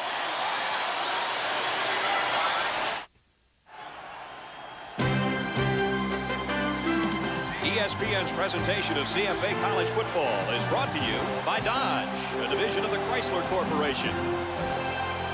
And by Budweiser, the king of beers. With that fresh, pure, natural taste, nothing beats a Bud.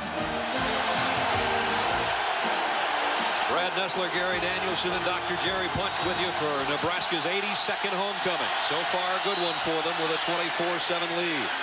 And Colorado has been the story the whole game with horrible field position, courtesy this time of a Stiggy punt again. Yeah, you remember they had one early in the game and they downed it on the 2-foot line. And watch this one go out like it had eyes. Great kicking job by that young man. Not young anymore, 23 years old. Time to get done punting, get a job. Maybe punting somewhere, right? Jim Hansen being helped off the field. The all Big 8 offensive lineman for Colorado. Yeah, senior goes off and a redshirt freshman, Chad Hammond, goes in. And he has to face the likes of Travis Hill. Great job, huh? 2nd and 6.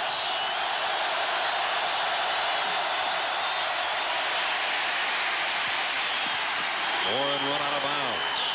And I mean run out of bounds. Farmer and Bird are over there. They have to feel a little bit for Lamont Warren. He's having a tough enough time getting it going on the ground. And as soon as he took that handoff, somebody chunked an orange from way up there in the first deck and almost hit him with it. Yeah, he's a 10-6, 100-meter sprinter, but he's having a tough time getting to the line of scrimmage so far in this football game. 4 yards on 7 carries for Lamont Warren. Yeah, the longest rushing yard game so far was by Coy Detmer. Detmer may be running for his life here again. 3rd and 3. One hopped it, intended for Westbrook, incomplete.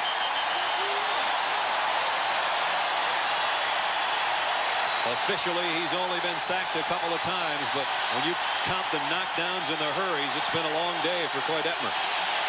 This time they try to get him out of the pocket and take some of the pressure off a young offensive line against these 2 outstanding linebackers. But it's going to be Hill again right in his face. When you're trying to throw a ball 20 yards downfield with a linebacker in your face, that's extremely difficult. Well, Mitch Berger can air one out if he can get it off.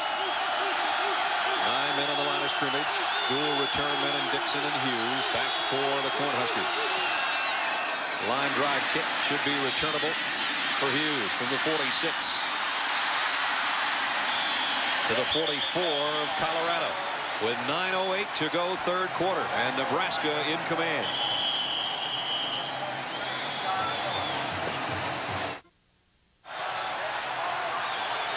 That Big 8 game Thursday. This one is 24-7 Nebraska with 9:08 to go in the 3rd quarter. And again, Nebraska with excellent field position. Derek Brown got a couple. Shannon Clavel, the nose man, and Beekert again helping out on the tackle.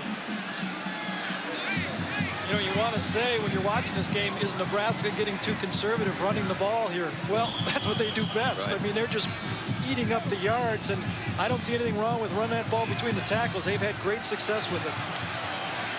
At this stage, they just don't want mistakes. They were 5th in the country in turnover ratio coming in on the positive side, while Colorado's way on the short end of college football in that category. And Brown trying to break the tackle of Beekert and can't. The story of this one, well, it opened up with a touchdown early for Nebraska after a Detmer interception. And no rushing at all for Colorado to go with those 3 turnovers, that interception included. And Calvin Jones, 3 touchdowns on his 70 yards. And he and Derek Brown have been quite a tandem in the backfield for Tom Osborne today. 3rd down and 9. Now let's see if they do put it in the air. Tommy Frazier's going to call a timeout. Good move. Very aware for a young quarterback. The 25-second clock was down to 1. He knew he couldn't get the play off. Why make a big mistake? While Tommy Frazier talks with Tom Osborne, we'll take a break and be back right after this. Tommy Frazier, having called the timeout, brings up his Cornhuskers with a 3rd and 9. At the Colorado 42-yard line. They fake the counter. Frazier wants to throw.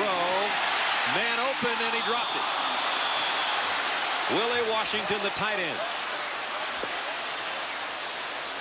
Well executed until the end of the play. You can't get any more open than that. When I first watched the play up here, I thought it was a run all the way, and I think so did Colorado. Free safety Davis bites on it. He's got Washington wide open, but watch his feet go out from under him while he tries to stop and catch this ball. He doesn't even touch it. You see it right here. He's going to try to stop and catch this ball. His feet's going to go out from under him.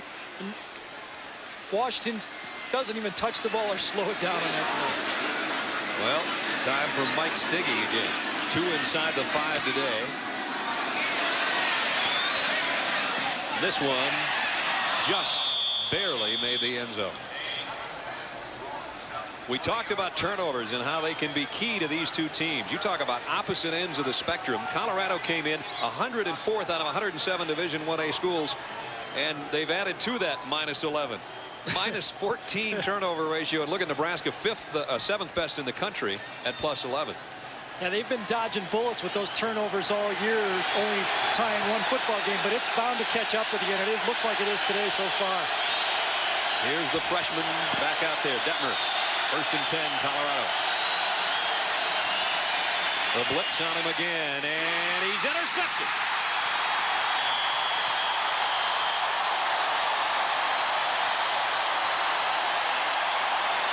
Mike Anderson, and now it's -15.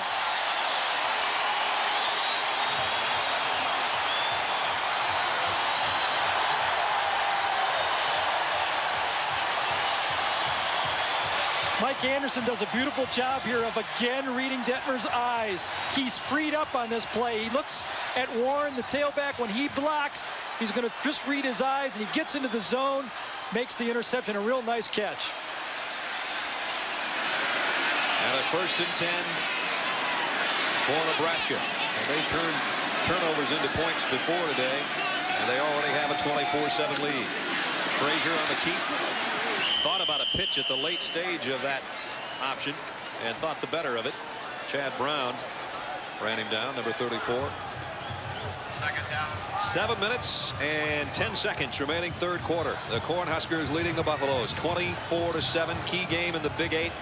Remember, Kansas coming up for both these teams in the upcoming weeks, and Kansas right now on top of the Big 8. They were leading at last report, and if they win, would go to 4-0. Nebraska trying to remain perfect in the conference at 3-0. 2nd down and 5. They bring the option the other way. And again, Frazier shows his speed, but so did Greg Beaker, who made the tackle. One more look at that interception. This is Mike Anderson right here in the middle. You see, no backs back here, so he's allowed to just drop back and play Detmer's eyes. He's going to watch and watch and watch and watch him break to the ball before it's really even thrown. And that's what's key. The pressure up front, no running back to hold him in there. And he just drops back into his zone drop and makes the pickoff. I really think that's the 2nd interception that Coy's thrown where he hasn't looked off as a throwing quarterback, and you have to do that. Even with that little 5 o'clock shadow, you can tell he's a 19-year-old true freshman.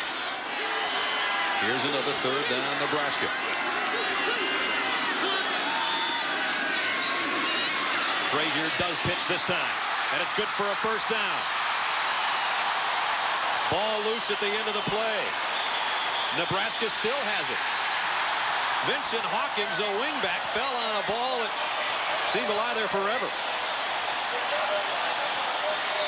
I think Colorado thought it had been blown dead or whatever the case, but now the case is 1st and goal, Cornhuskers. This time on the option, Frazier's going to step back and come down an option right here to Brown. There's no fake, but he gets one-on-one to the end of the line of scrimmage, and when he gets pressured, just makes the easy pitch from the linebacker, and there's the space that Brown has to run. And you're right about this. At the end of the play, Colorado stops. There's no whistle. That ball's free, and Nebraska comes up with it. Vincent Hawkins, number 38, will be the last guy to come into your picture and come up with the fumble recovery. What it does is give the Cornhuskers first and goal. The fullback, Lance Lewis, about a yard, and that's all. And all day long, the Colorado defense has been down here inside their own 5-yard line, facing Tom Osborne's big offensive line and running backs. Well, how about that score? 41-7. Washington all over Stanford today. You look at some of the other finals and games still in progress. Big ones still going on around the country. Second and goal at the 3, Nebraska. Up 24-7 and trying to add to it. Here comes the option again out there. To the left side. And Frazier gets collared and dropped. Ryan Dyett, the junior defensive end, made the hit. You know, Colorado's defense was looking at options in spring ball for years. Now they're looking at passes, and the option game has given them trouble so far in this game. Dyett does a nice job that time of getting in on that play, but they had pursuit coming all the way down. Beekert was also there. Well, here's another big third down situation for both the Colorado defense and the Nebraska offense, about 5.5 yards away from the Buffalo's end zone. You think Nebraska has anything like a quarterback draw right here? Because if they do, I would bet they'd dial it. They'll fill up that backfield with Hawkins, the wingback, in there. Now the motion man out is Brown. Frazier throws. Touchdown.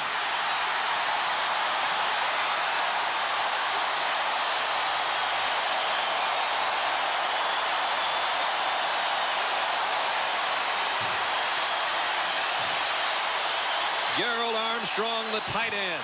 Another Nebraska touchdown.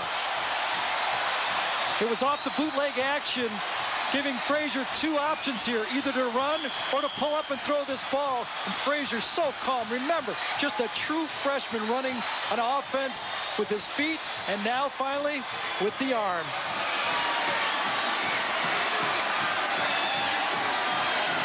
Extra point makes it 31-7.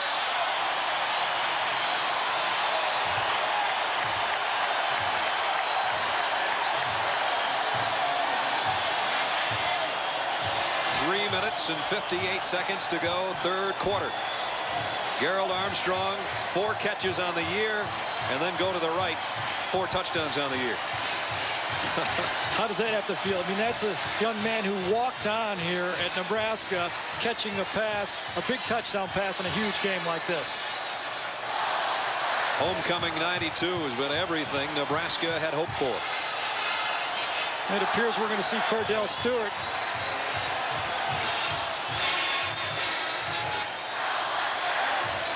"26 yards, 6 plays was the drive, 3:28 the time." There's the man that had it in the end zone. Don't forget, the top-ranked team in the country is yet to come. You know the Mountaineers are not going to be in the greatest of moods over the last couple of weeks. They've had some close games, some games that Don Nalen has questioned the officiating in, and now they take on the #1 team in the country. That should be a dandy later. Bennett to kick. Mitchell trying to run it down. It goes out of the end zone. And here comes Cordell Stewart. Well, I'm sure he's going to enjoy playing, but looking up at the clock at 31-7. I was going to say this would not be the spot I'd want to get my hands on the ball again. This is when you run on the field and you say, "Coach, you want me to tie it or win this thing?"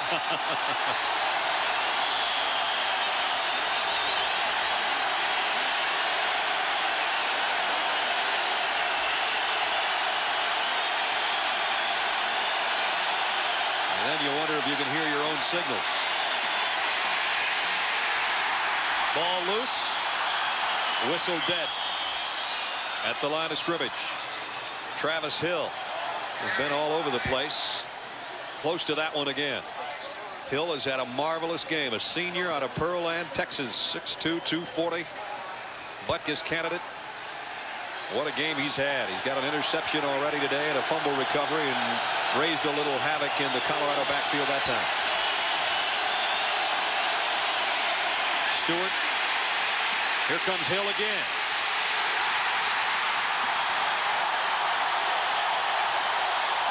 Perella and Alberts with the sack. It's been overwhelming. The front seven for Nebraska, they've been using a dime front, and they have been putting pressure the whole game on the quarterback. Cordell Stewart, Coy Detmer, Steve Young, Randall Cunningham. It's not going to matter. If you bring people like this from the outside, these two linebackers, Alberts and Hill, have just been dynamic. I mean, it's like having, two sprinters coming around that corner, keeping it in the pocket. And then with Big Perella cleaning up, you've really got a group to reckon with. 3rd and 20. Stewart, deep ball, tipped. Kenny Wilhite got his hands on it.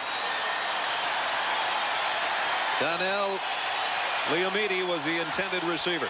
Yeah, I don't even think that play counted. I think they blew that whistle before the play started. Nebraska has sacked, knocked down, hurried, blocked, and picked off Colorado quarterbacks all day long. Yeah, that's enough for a season, let alone a football game like this, especially when you're on national television.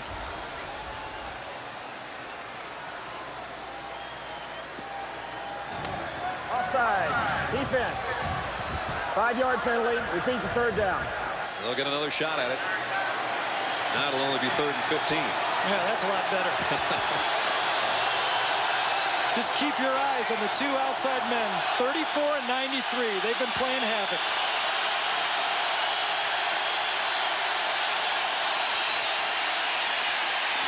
Stewart got rid of it. Penalty markers down. 34 and 93 were back there again. That time it was Alberts who came from the backside to hit Stewart, and he was being held on the play. As you can see the signal, the whole time he's rushing. The offensive tackle was holding the best he could, but he couldn't keep him out of there. It's a bad sign, Brad, when your offensive line is holding and you're still getting pressure from the backside. You're going to see Cordell Stewart get hit just as he lets this ball go. That's why it was a one-hopper. Mitch Berger from his own end zone again. Tyrone Hughes, the senior out of New Orleans, has done a nice job returning punts for Nebraska this afternoon.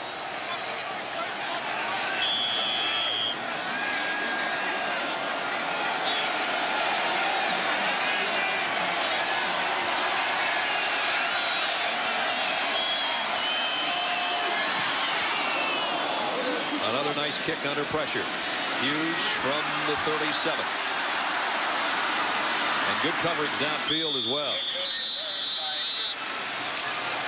No return after a 48-yard punt. 2 minutes and 29 seconds remaining in the 3rd quarter. Colorado in the short end, 31-7. Kind of look at this Nebraska offense. It gets a lot of criticism around the country right now because they just run the ball. But like that old tie you have in the closet that comes back in fashion? I think this is going to be the offense of the future because you have to be able to run the ball. I got a couple ties I know will never make it back. Frazier to the first man, Lewis, the fullback, who crossed the 40 to the 41.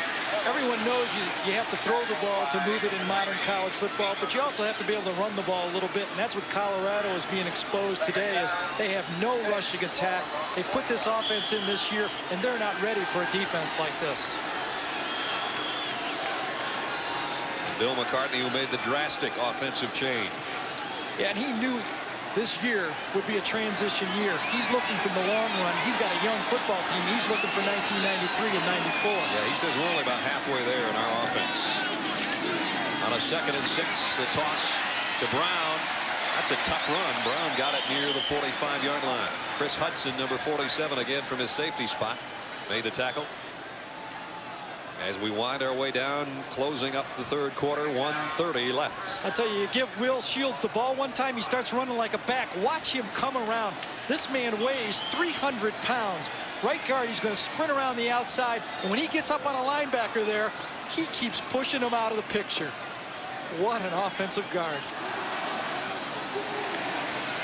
I can see why Coach McCartney said, I'd like to have him on my team. Senior out of Lawton, Oklahoma, 305-pounder. Here's the give to the first man, Lewis, the fullback again. First down at midfield. Deion Figures made the stop. But Lance Lewis, who doesn't get a lot of publicity because of Calvin Jones and Derek Brown, has a first down, Nebraska. Let's go to Tim Brando. Tim. Brad, how's number 2 and trying harder? Well, let me show you. Billy Joe Hobart comes into the game, runs a little option. Look at him go. Stanford is getting walloped 41-7, and you know Miami knows the score. You'll see them later against West Virginia. How'd you like that Don James quarterback problems, huh? How would you like to be on West Virginia right now knowing that, too? Forget about it. Derek Brown. There's 9 more yards before Chad Brown can make the hit. Derek Brown's only a 185-pounder, but he plays bigger than that. I'll tell you, Nebraska has controlled this game with their front people all game, and it's not going to end the rest of this football game. Their offensive line, their fullback that time, Lewis comes in and fits on somebody, and with these backs slashing up in there and gaining confidence with every run, you're going to see it for the rest of the game. 75 yards on the ground for Derek Brown now. So both Jones and Brown over 70 yards rushing. Second and just a yard to go, and Brown will try to do it again, and he has the first down to the 34. Darius Holland, the nose tackle, made the stop, but not before Brown has a first down to end the third quarter.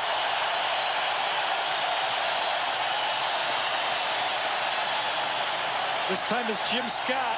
He's only 265 pounds, but he manhandles Clavell, and they just turn it up there for more positive yards. And at the end of 3, Nebraska manhandling Colorado, 31-7.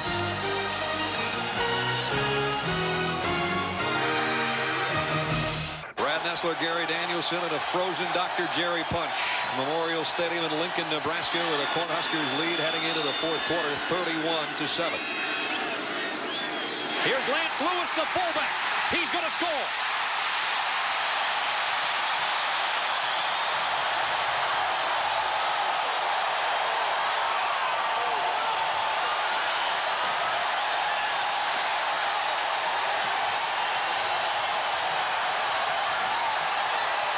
Came in averaging over 8.5 yards a carry. We told he doesn't see it often, but when he does, he makes it count. 34 yards, touchdown. Lewis is like a Tom Rathman, a guy you never heard of, but he's going to be a player on Sunday, one of these guys. In high school, listen to this, he won the state 100, 200, and the shot put. Nice combination. That sounds like a fullback to me. It has not been a pleasant day for Bill McCartney. Extra point, Byron Bennett up and in. It's 38-7, Nebraska. Colorado safeties were cheated up and wide looking for the option, and when they split it up front right here with this great offensive line blocking, this man is gone. Lance Lewis, number 26, you're not going to catch him. If that doesn't look reminiscent of a Tom Rathman, I don't know what does. It's one of those backs here at Nebraska where they just kind of get blended in because they don't get a lot of opportunities. He also has good hands. He won the Big 8 shot put championship kind of as a hobby this year too. Just goofing around. You and I were talking during the break, Gary, about the fact that Nebraska, depending on how many times they get the ball remaining in this game, might have 3 guys go over 100 yards rushing. Lewis just jumped in the picture. You never know how many guys he'll have. Frazier's got 86, Brown 81, and Jones 70. All of a sudden you give it to the fullback and he gashes you for a touchdown. Oh yeah, and Will Shields has 7 yards on 1 carry. Yeah, and put a lot of those yards right in front of him too, because he is really blocking in this football game. Well, the folks are having some kind of fun at homecoming. They've never lost on Halloween, and they're certainly well on their way to keeping that record intact. 38-7, 1 play into the fourth quarter. And Colorado about ready to get it back on offense. And this time a year ago, they could do virtually nothing against Nebraska in the fourth quarter. They were held to a season low of 140 total yards, and they're well under that right now. So if this is Colorado's big rivalry, the rival's getting the better of it today. Eric Mitchell will down it, and Colorado will have to work from its own 20-yard line again. Michigan and Northwestern. That's where Gary and I'll be next week. Number 3 team in the country against Northwestern. And then it'll be Kansas, the top team of the Big 8, against the team chasing them now, Nebraska. 7:30 on the road to the Orange Bowl will continue right here on ESPN.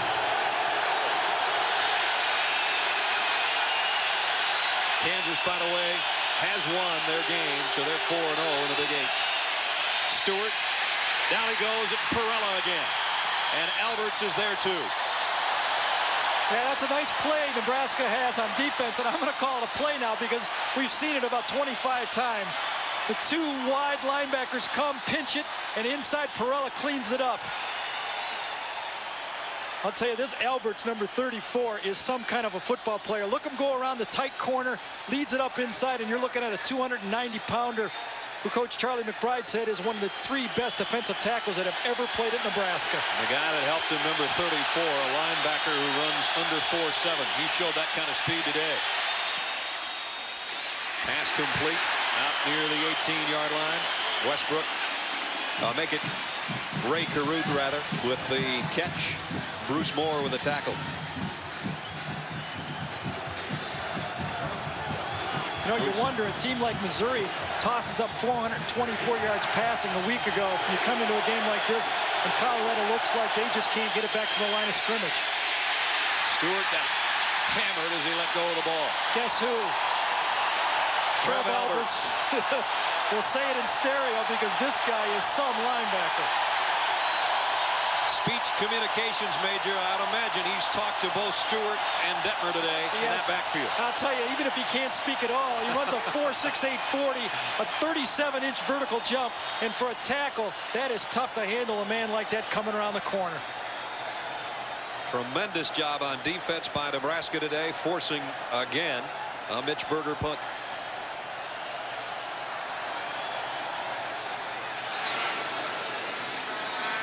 Nice kick. Hughes at the 35. And Hughes in the open field. The punter to beat. And he's beaten him. Flags down as Hughes goes all the way to the 5. But penalty markers back at midfield.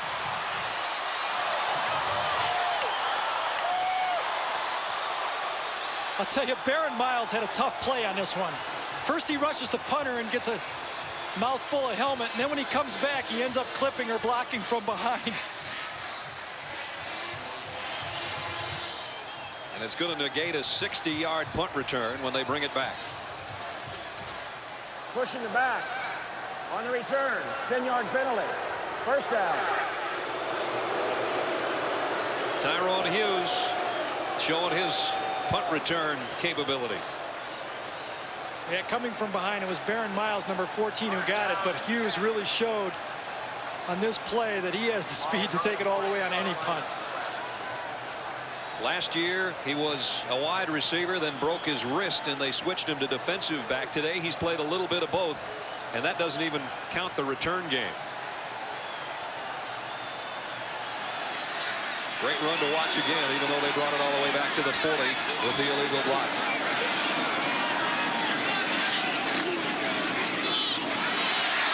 Jones to the 43 as we go to Dr. Jerry Punch. Doc?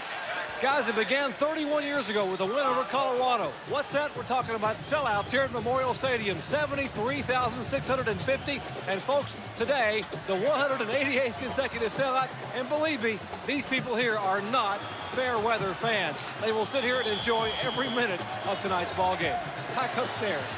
Tell you what, you got to love it, because those are the weather conditions we've been dealing with since this game kicked off. Andre McDuffie checks in, the fullback spot for Nebraska. Frazier, the keeper, on the option, tripped up short of the first down by about a yard. And now we'll keep a close eye on the rushing totals of Frazier and Brown and Jones and whoever might be in there. The standings in the Big 8, we showed you what it looked like coming in. Kansas has won. The Jayhawks with a brilliant season so far, a winner today, so they're 4-0. They're atop the heap. Nebraska on its way to a 3-0 match, 3-0 record, and the matchup with Kansas only a week away. you will see it right here next week. Looks to be a first down for Calvin Jones. Wayne Davis made the tackle, but Calvin Jones, with 3 touchdowns on the day, has a first down here. How about Kansas and Nebraska next Saturday night? Is that going to be a beauty? I'll tell you, if Kansas can stop this running game, I got to take my hat off to them, because this is as powerful a running game as I've ever seen. And I've watched Michigan play a few times, but they've got 2 tailbacks as good as anyone playing college football. The one in there now is Calvin Jones. They fake an end around, and Frazier goes deep. Man, wide open.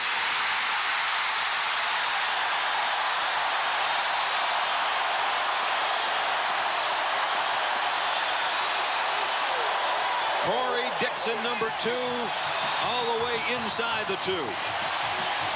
48 yards, and that's what you can do when you can run it so well. Yeah, you got it exactly right. First they fake it to Jones, then they fake the reverse, and there's a guy going to be about 25 yards in the open, and Frazier puts it right on it.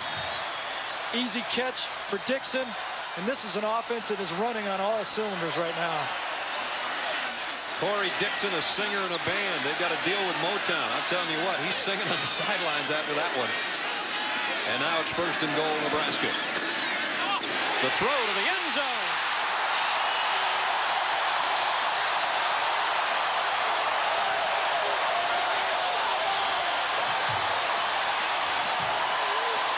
And now both Nebraska tight ends have a touchdown.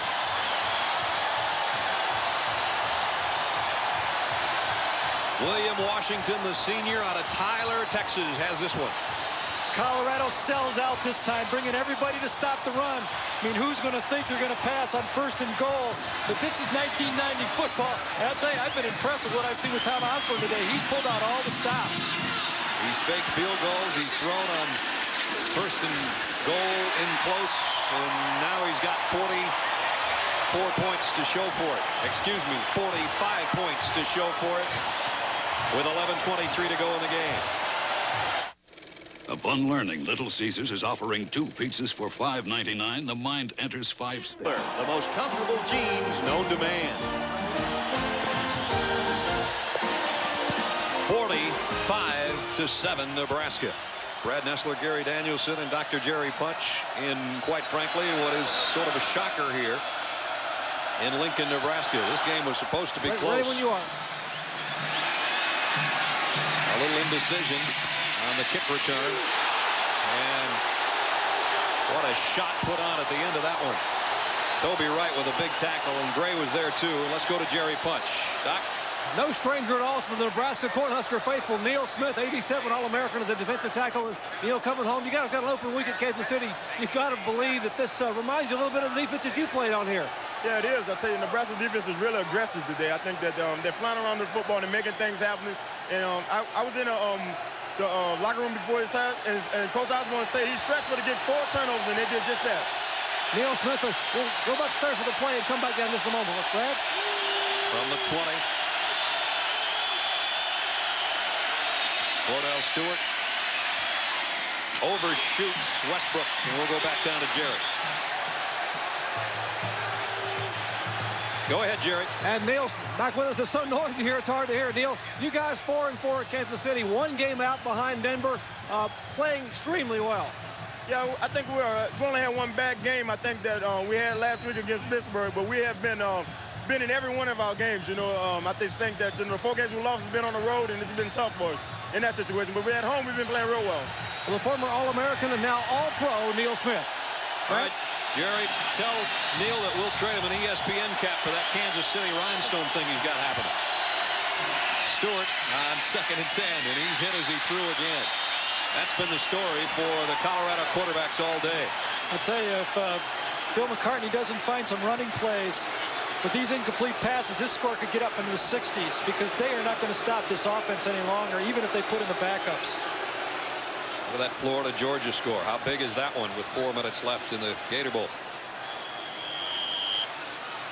And here there's not a doubt with 11:08 to go.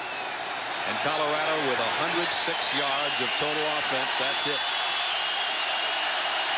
-17 yards rushing.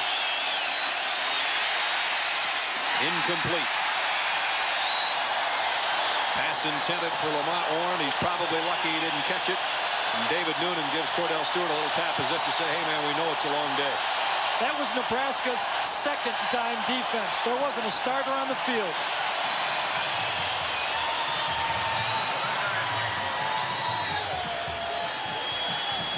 Eight punts for Mitch Berger. Tells a story in itself. Tyrone Hughes went 60 yards before a penalty negated his last return. He's back there with Corey Dixon.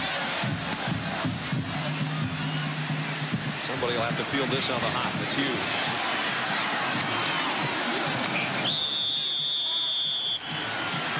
Minutes and 53 seconds to go, and it's all Cornhuskers. 45-7. Nebraska wanting to get to the Orange Bowl, where Miami will be playing later, and the new quarterback for the Cornhuskers, Mike Grant, who started the season. And Tommy Frazier took his spot. He did play one series last week. He's been fighting some back spasms, and he's in there because this one's out of touch. Frazier did a nice job, the true freshman, while he was in there, as he threw two late scoring tosses to his tight ends. And now Nebraska, doing what it does best, will keep it on the ground and try to just ice it away. Let's go back to Jerry Punch. Brad, I got an answer to your question. First of all, Neil Smith made that hat he's wearing, that Kansas City hat. Actually, he didn't make the hat. He put the rhinestones on it. And he said, yeah, I will gladly trade that hat for an ESPN hat. I'd love to have an ESPN hat. So it's a deal. You give me the hat, and we'll have Brad send you an ESPN hat. How's that? Sounds good to me. All right, Neil. We got a deal. Hey, there we go. How about that, guys? I like it. Neil Smith, some kind of player. One of the best that ever played in his red uniform defensively. Here's McDuffie, the other fullback. Andre McDuffie out to the 49-yard line. We go out to our studio and Tim Brando. Brad, with just under 5 minutes left, three-play drive. He hits Hastings, he hits Hurst, and here Eric Zier hits Brian Bohannon. 24 yards, 26-24, 4 minutes left. Dog defense has to hunker down now.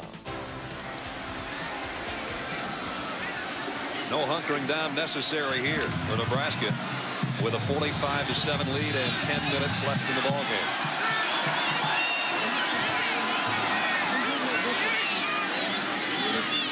Grant wants to throw. Incomplete, intended for Jermaine Bell. Don't forget, more action coming up. As first, we'll bring you the Residents Inn College Scoreboard Show. All the scores and highlights from today's action, and then the Mountaineers in the Orange Bowl against the #1 team in the country. Coy Detmer will have better days, you can bet. Today wasn't what he had planned, that's for sure. 3 interceptions and only 119 yards on the afternoon. Second down and 10, Nebraska. Jones. 14 more yards. Chris Hudson knocked him out of bounds. These two guys are fun to watch out of the backfield. That's 93 yards now on the day for Jones. Takes Jones about a half a step to get to full speed catching that ball. You should look at Derek Brown, number 21, right there. The other half of the wee backs. And, you know, I've seen a lot of tandems. Washington's got a couple guys. Michigan has 3 of them. And I don't know if you have 2 better tailbacks like this on one team. Big 8 newcomer of the year last season, Calvin Jones. Here he comes again to the 35-yard line. Picked up a couple more. He set a Nebraska freshman record last year with 900 yards on the ground. One of the more sought-after high school players. In fact, a lot of people will tell you the most sought-after high school running back to come out of the state of Nebraska since Gale Sayers back in '61. And they came out of the same hometown.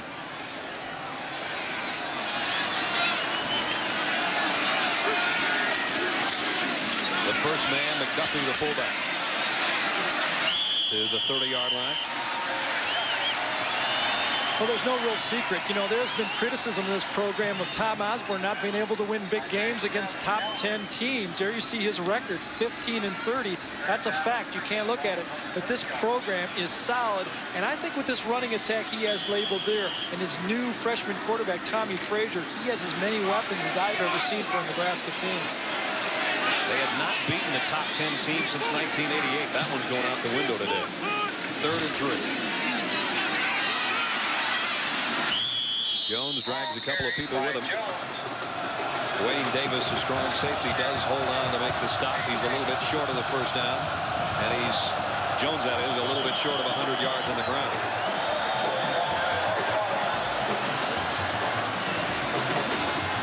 No, you have to be able to run the ball and be balanced, I think, to win in any league. But in the Big 8, the last 46 years, Brad, no team has won the Big 8 championship when they led the team in passing. In fact, in the last 46 years, 38 of the teams that finished first led the league in rushing.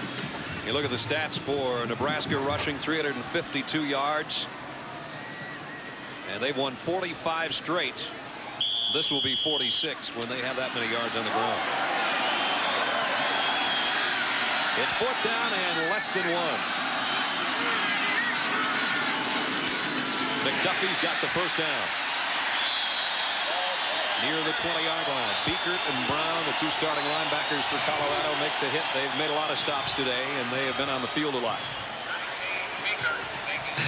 At this point in the game on defense, you can only kind of smile and say, you know, what do we got to do to stop these guys? They got S's underneath their jerseys because, you know, you have a good defense. You have a lot of pride. You have a returning defense as good as anyone in the country, but you can't even slow them down. You saw Beekert smiling there.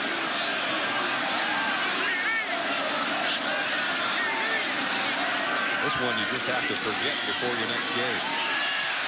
Mike Grant keeps it on the option. Ted Johnson defensively makes the tackle for Colorado.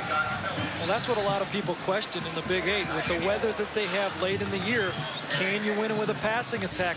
Nebraska believes you have to be able to run the ball solidly. I think Bill McCartney believes that also. But at this point, his one-back running attack is not up to the standards that he needs to win in this conference. Well, Bill certainly knew there were going to be days like this and worse. Worse wind, more snow, all of that with a passing offense. Jones trying to reach that 100-yard mark. And that might put him right about there. Or awfully close to it. We're under 7 minutes. It's 45-7 Cornhuskers.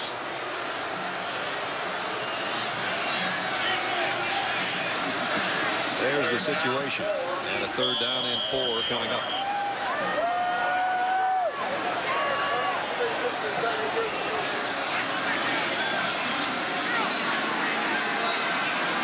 Miami and West Virginia yet to come tonight here on ESPN.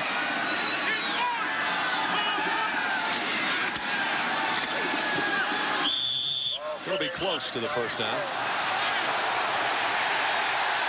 Penalty markers fly into the fray at the end of the play. Yeah, you're going to see that type of chippy play right now because you know Nebraska's doing a lot of talking. You know Colorado is very frustrated, and they're going to pick up a penalty right at the end of the game. Beyond Chad Brown, I think, the late hit. Chad's your typical linebacker, too. For a hobby, collects lizards and snakes. You know, he's not a guy you invite over for Thanksgiving or anything.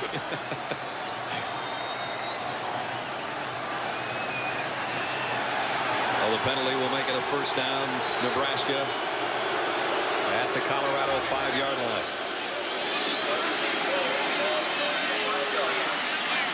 And now you start digging through the record books. If they put this in the end zone to go up 52-7, when the last time Nebraska routed Colorado like this.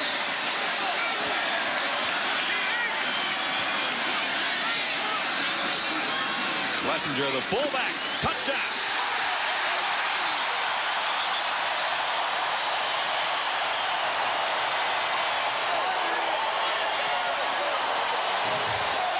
They just keep coming at you. Third string fullback, Schlesinger, going to get this one and powered in. Remember, this is the guy who dropped the fake field goal earlier on the shovel pass. Well, I don't think it matters much right now, but they broke the half-century mark with a run towards the end of the game. Both hands around the football goalward and was not to be denied. Tom Sealer in for the point after. 6:05 to go in the ball game. Oh, what a homecoming.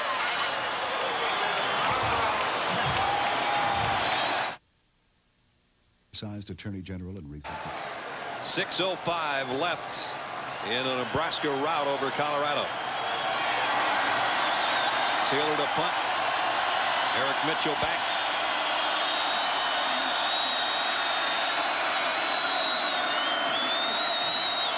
And what a happy Halloween everyone will have in Lincoln in the next 6 minutes.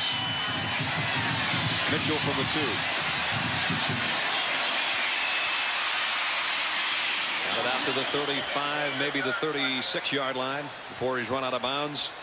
This will not end our college football Saturday, that's for sure. Don't forget, #1 Miami and the Mountaineers of West Virginia in Big East action set to square off a little bit later.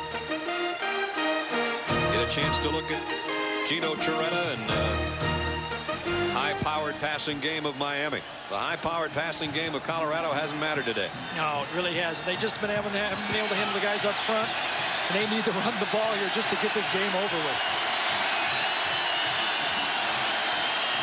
Good call, Gary. And the run successful. Hill breaks free, goes down to the 45-yard line. James Hill has the only touchdown today for the Buffaloes, and he rumbles his way into to Nebraska territory before he's brought down. You know, James Hill was a fullback in last year's offense, but with a one-back, everyone has to play tailback.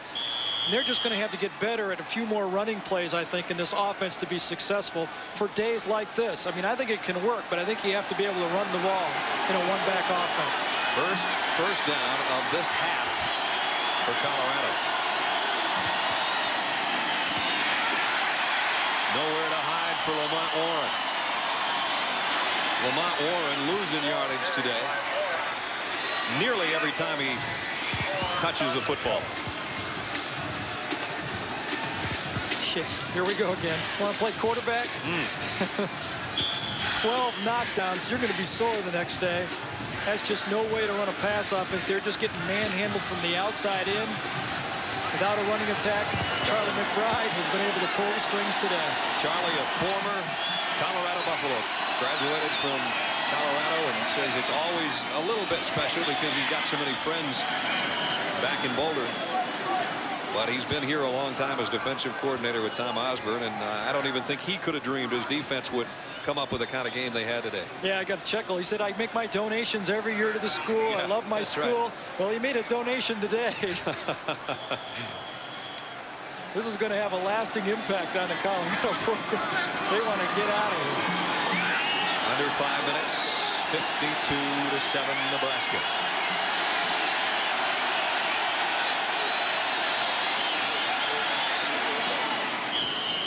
And that pass is complete for a first down at the 34 as we go to Jerry Punch. Doc? Guys, the news goes from bad to worse for the Colorado Buffaloes. Their defensive right tackle, Brian Diet, 260-pounder, was carried off a moment ago in a cart. He apparently got a contusion, the left lower leg, a bruise. They thought it might be a fracture. They're going to take him in and get an X-ray. Boys, just not good news on this sideline. The good news is, Jerry, you're only 4:45 away from being able to warm up someplace. A nasty weather day and a nasty day if you're cheering for Colorado. Rashaan Salam, a kid that Bill McCartney has some high hopes for in the future, gets his first carry of the day. You know, Jerry has to be here. He's getting paid. But there's 70,000 people. No one's leaving yet. It's raining, it's cold, and they're just standing there. What do they want? More blood out of this game? They're about to go 5-0 at home. They're about to win their 24th straight homecoming game, and they're going to be perfect on Halloween. Can't ask for more than that. Not only perfect, but devastating today. 52-7. Stewart lost the handle on the quarterback draw. Did he get back on it? It's so academic at this moment. Doesn't matter. Nebraska has it. It matters if you're part of Colorado's defense because you got to run back out there and to try to stop them again. Penalty markers also on the field. Cordell Stewart with a bad left wrist and looking at the right wrist as if to say, we call that play? No, that's what he's saying. I wrote it right down right here. You said number 3. I ran number 3. That's a quarterback draw. Drops back 2 steps. You see it's a planned quarterback draw. It's knocked right out of his hand. And boy, another turnover for Colorado. Tony Veland in, the third quarterback of the day for Nebraska. He drops the first snap from center. You don't suppose that was a fumble-rooski again? I hope not. That would really fall under piling on. You know it. Residents in College Scoreboard show will bring you up to date on all the big games from around the country, and then West Virginia and the Hurricanes. There's Tony, freshman out of Omaha. And again, the oranges start flying onto the turf here at Memorial Stadium. Again, Kansas definitely has plans for Nebraska next week. That's another game we'll have for you. And how big will that be? Beekert in on another tackle. He's put in a long day. Last year, Nebraska 9-2-1. The two losses were to Miami in the Orange Bowl and to Washington. They would like to get back there. When you lose to Miami and Washington as your only two losses, that's not a bad season at all. And of course, their only loss this season also to the Huskies. And with oranges in mind, let's go down to Jerry Punch. Jerry? Now, at the beginning of the game, Brad, they were throwing oranges, thinking about the Orange Bowl, but hey, the way things have changed here, now they're throwing frozen concentrate. It has gotten cold down here. And by the way, I know Gary's going trick-or-treating, but Brad, I'm buying the hot chocolate when this one's over. You got a deal. Nebraska will have to punt. Nebraska has juiced Colorado today. We know that. 2:14 clock running. Mike Stiggy, who's punted about as well as you can possibly punt today, in to kick it away. We got another beauty. Charles Johnson goes all the way back to the 20. Brings it back to the 31 with 1:54 left in the game. Stiggy came in, as we said, with the second best net of any punter in the country, and he's not going to hurt those statistics today. 55-yard kick again that time.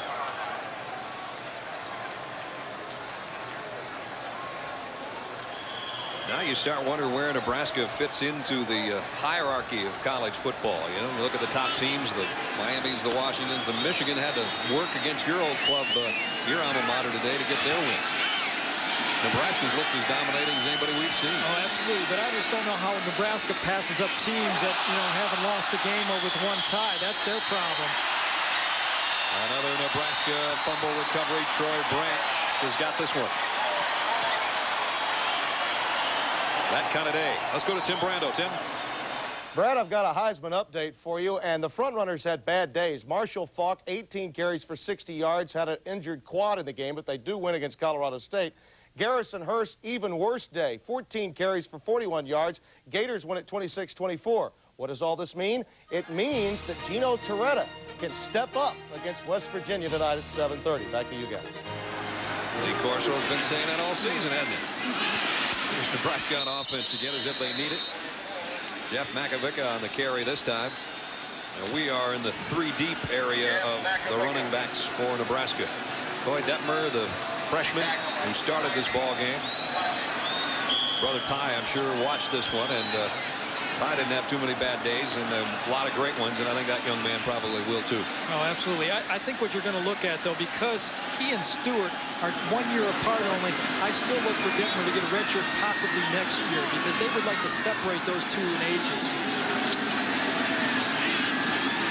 Thielen, the third Nebraska quarterback, brought down by Holland and Rogers. And we're down to a minute to play. The fans gearing up on the far side of the field. They don't want to just say this is a nice homecoming win. They'd like to go out there and show their appreciation. No, I think they're waiting in line to get in the game. Oh. Because he's put everyone else in. At the 35, it's 3rd down and 11, by the way. 3,000 more guys that want to go out there and run the ball behind that line. And Brooke Behringer, the 4th quarterback, runs this one out. Now look at it. All these guys want the ball. And you want to be one of these Nebraska security people, huh? With the orange caps on? I don't think so. 82nd homecoming game, 23 straight, about to go to 24 in a row in the next 31 seconds. All those people would like to have in the game, and they'd like them to put Will Shields back in to block for him, too. That's the way I'd want to go back in and run the ball for Nebraska. This is the worst losing margin for a Colorado team since a Nebraska 69-19 win back in 1983. It just figures, doesn't it? Colorado hadn't lost in their last 25 conference games. The last team to beat them, Nebraska in '88. The last time they've been peppered this hard, Nebraska '83. And now it's about to be 52-7 here in just a few moments.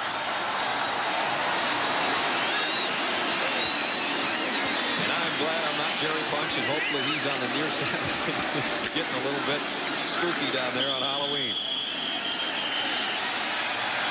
Here they come. And that goalpost will never last.